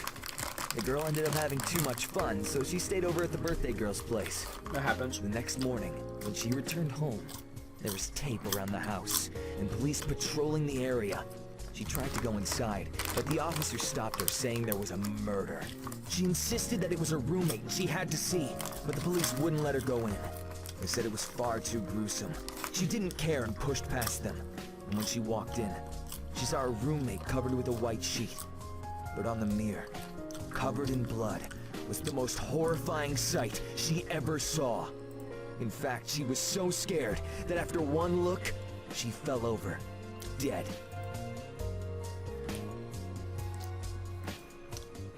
What was it? It was a picture of Mina!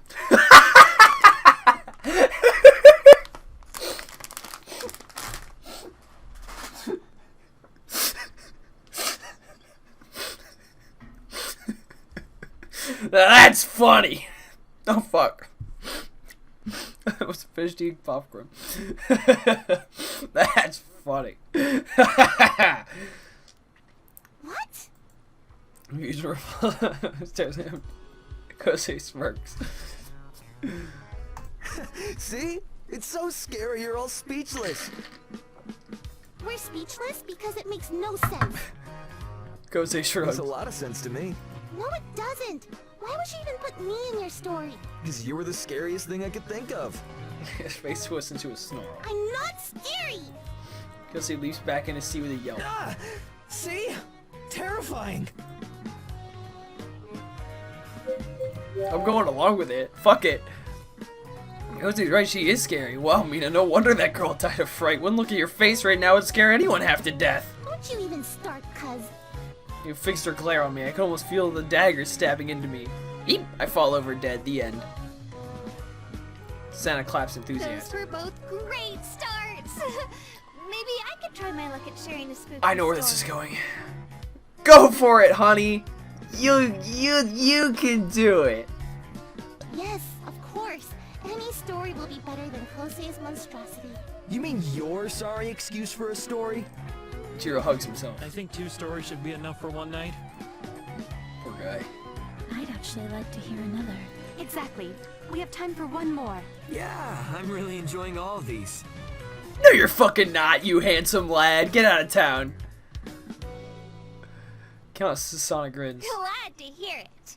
Now, This is gonna be the scariest fucking shit I've ever heard. I already know. It's like, oh, I'm the student council president. I'm a happy-go-lucky little girl, and you probably think I'm a cute or hot or something. But now I'm gonna tell the most terrifying, scary motherfucking story you ever did hear in your life. it was an especially dark and Where's the cold picture of her? night. Why did we get a picture A of family Daisuke, had but not just this guy purchased a or this summer group? cabin, not unlike the ones here at the hot springs. It was an antique cabin, located in a quiet, secluded place, and the price was very low for the market. They couldn't pass up such a good deal. Why are we setting this scene like it's a fucking like it's an econ quiz, like an econ exam or something? Like, what the fuck? So, the father moved in early to get the place ready, while his wife and daughter finished packing in the old home. That night, the storm outside was wild. He thought he heard a tapping sound. The man felt uneasy, but he told himself it was just the sound of nature. It was probably the fucking rain on the ceiling. Oh no, it's storming and there's a tapping sound? What could it be? The tapping grew louder. It seemed to move from room to room, almost like footsteps. Still, the man tried to rationalize it as the old house settled in, but the thumping came closer and closer. Thump, thump, thump. That's not what a thump sounds like. It was coming down. Sounds like you're jerking off some guy's dick. Louder and louder as it fell on each step. The father wondered if there were mice or squatters in the house. Was it a burglar? Thump, thump, Time to break out the baseball bat. thump. They were reaching the door to the living room. The latch slowly turned. As the door opened, the fireplace went out. As if on cue, a gust of wind nearly extinguished this chick's crazy. I knew it. Kosi yelps and clings to Mina, who jumps with a shout. Why are you screaming? It's not even the scary part yet. So, you scream too? Only because of you. Everyone else is also on edge. Do I get to... is Kira gonna... Oh, Kira's not gonna hug me, because she likes ghost stories. Fuck! What's the point? Jiro tries not to have Argos cross too tight. Even Kira and Erlen look uneasy. Only Daisuke seems to keep his composure. See, that guy... that guy's a lad. He's probably heard this before. Sana smirks and continues her story. Standing in front of the man was a mirror version of himself with white hair and blood red eyes. The man stared at the creature, and the creature stared at the man. And then it said, I'm gay!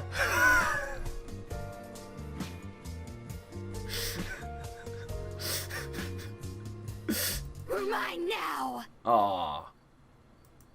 Sana leaps up, her face in a snarl and her hand stretched in a claws, reaching towards us. Someone suddenly latches onto my arm. Oh. Good. Good! This is what we wanted, goddammit! I was gonna say, if this didn't come out of this, what's the fucking point? I look over to see Kira. She holds onto me in a death grip, her eyes wide while the rest of her face and her body doesn't give anything away. If I didn't feel her holding on to me right now, I never would have realized she was so scared. She must feel my eyes on her because she looks up. She glances at her hands around my arm and a soft blush burns into her face. This is your chance, bro! Do it! She must be pretty scared if she's clinging to me like that. I try to comfort her by putting her arm around her small shoulders. Don't worry, Kira, I'm here for you. Thanks, but I'm fine. I'm sorry. See, for she coming didn't to like you that. Here we go. This. See that one. Place my hand over hers. Kira lays down her hand. She blushes a little dark, but I notice a flicker of a smile. I smile back and... Oh! See, that was a better response, definitely. See, you went too far. But actually, I mean, I guess Kira's kind of reserved. But, like, come on. You wouldn't complain. You don't complain about that. That's, like, in that situation, realistically, you do go for it. Like, you're like, come on. I mean, actually, that's tough, because you're around everyone. And Kira, like... Alright. I give up. This was probably the right choice. So...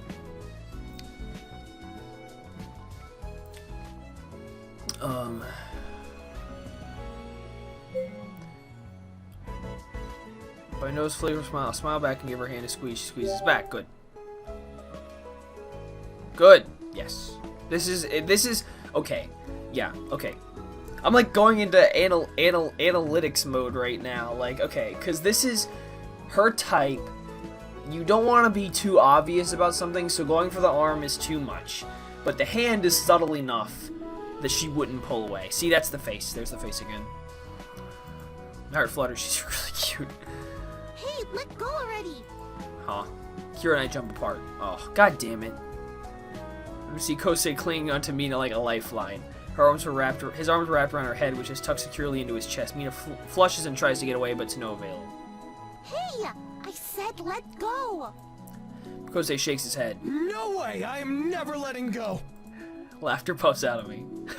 Oh, you never want to let go of Mina, huh? Two of them freeze. They glance at each other and jump apart. It's about time you let go. He huffs and straightens her shirt. Kosei scoffs. If I'd have known it was you, I would have let go ages ago. Who else would it have been? I thought you were him! He gestures to me. His mouth pops open. What? How could you make that mistake? Because I grabbed onto a bicep and it had a lot of muscle. I didn't think it could belong to a girl. He flushes scarlet. What? Two continue to argue back and forth like an old couple. Oh. I hope everyone has enjoyed their evening. Lights out will be soon, so everyone should head back to their cabins. We've got an early start tomorrow. I wanted the fucking hot springs, but it's not gonna happen. I don't know whether I'm disappointed or relieved to miss the ending. Sana offers us a smile. This was fun! Great stories, everyone! I don't like this girl. Yeah, definitely!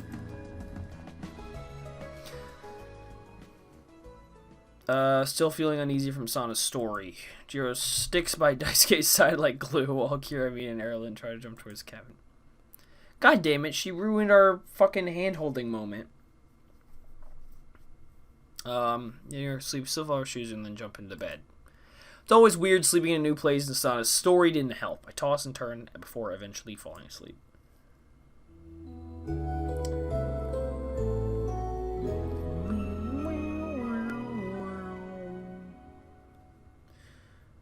Okay. I don't know when the hot springs are gonna be, so I'm probably just gonna call it here. So yeah, for today. I'm gonna call it here for today. We'll go to the hot springs next time. Yeah. But this was fun. This is fun. I wasn't as off tired as I was last time I recorded this, but I'm gonna try to hop back into this tomorrow probably, cause I got all the work done I needed to do yesterday, and then I got a bunch of stuff done today, so yeah, should be all good to go back and record tomorrow. So I'm gonna probably have to do a little work, but yeah. Anyway, see you guys then. I don't know when I'm going to be posting these, but I am going to be posting them. So yeah. Peace.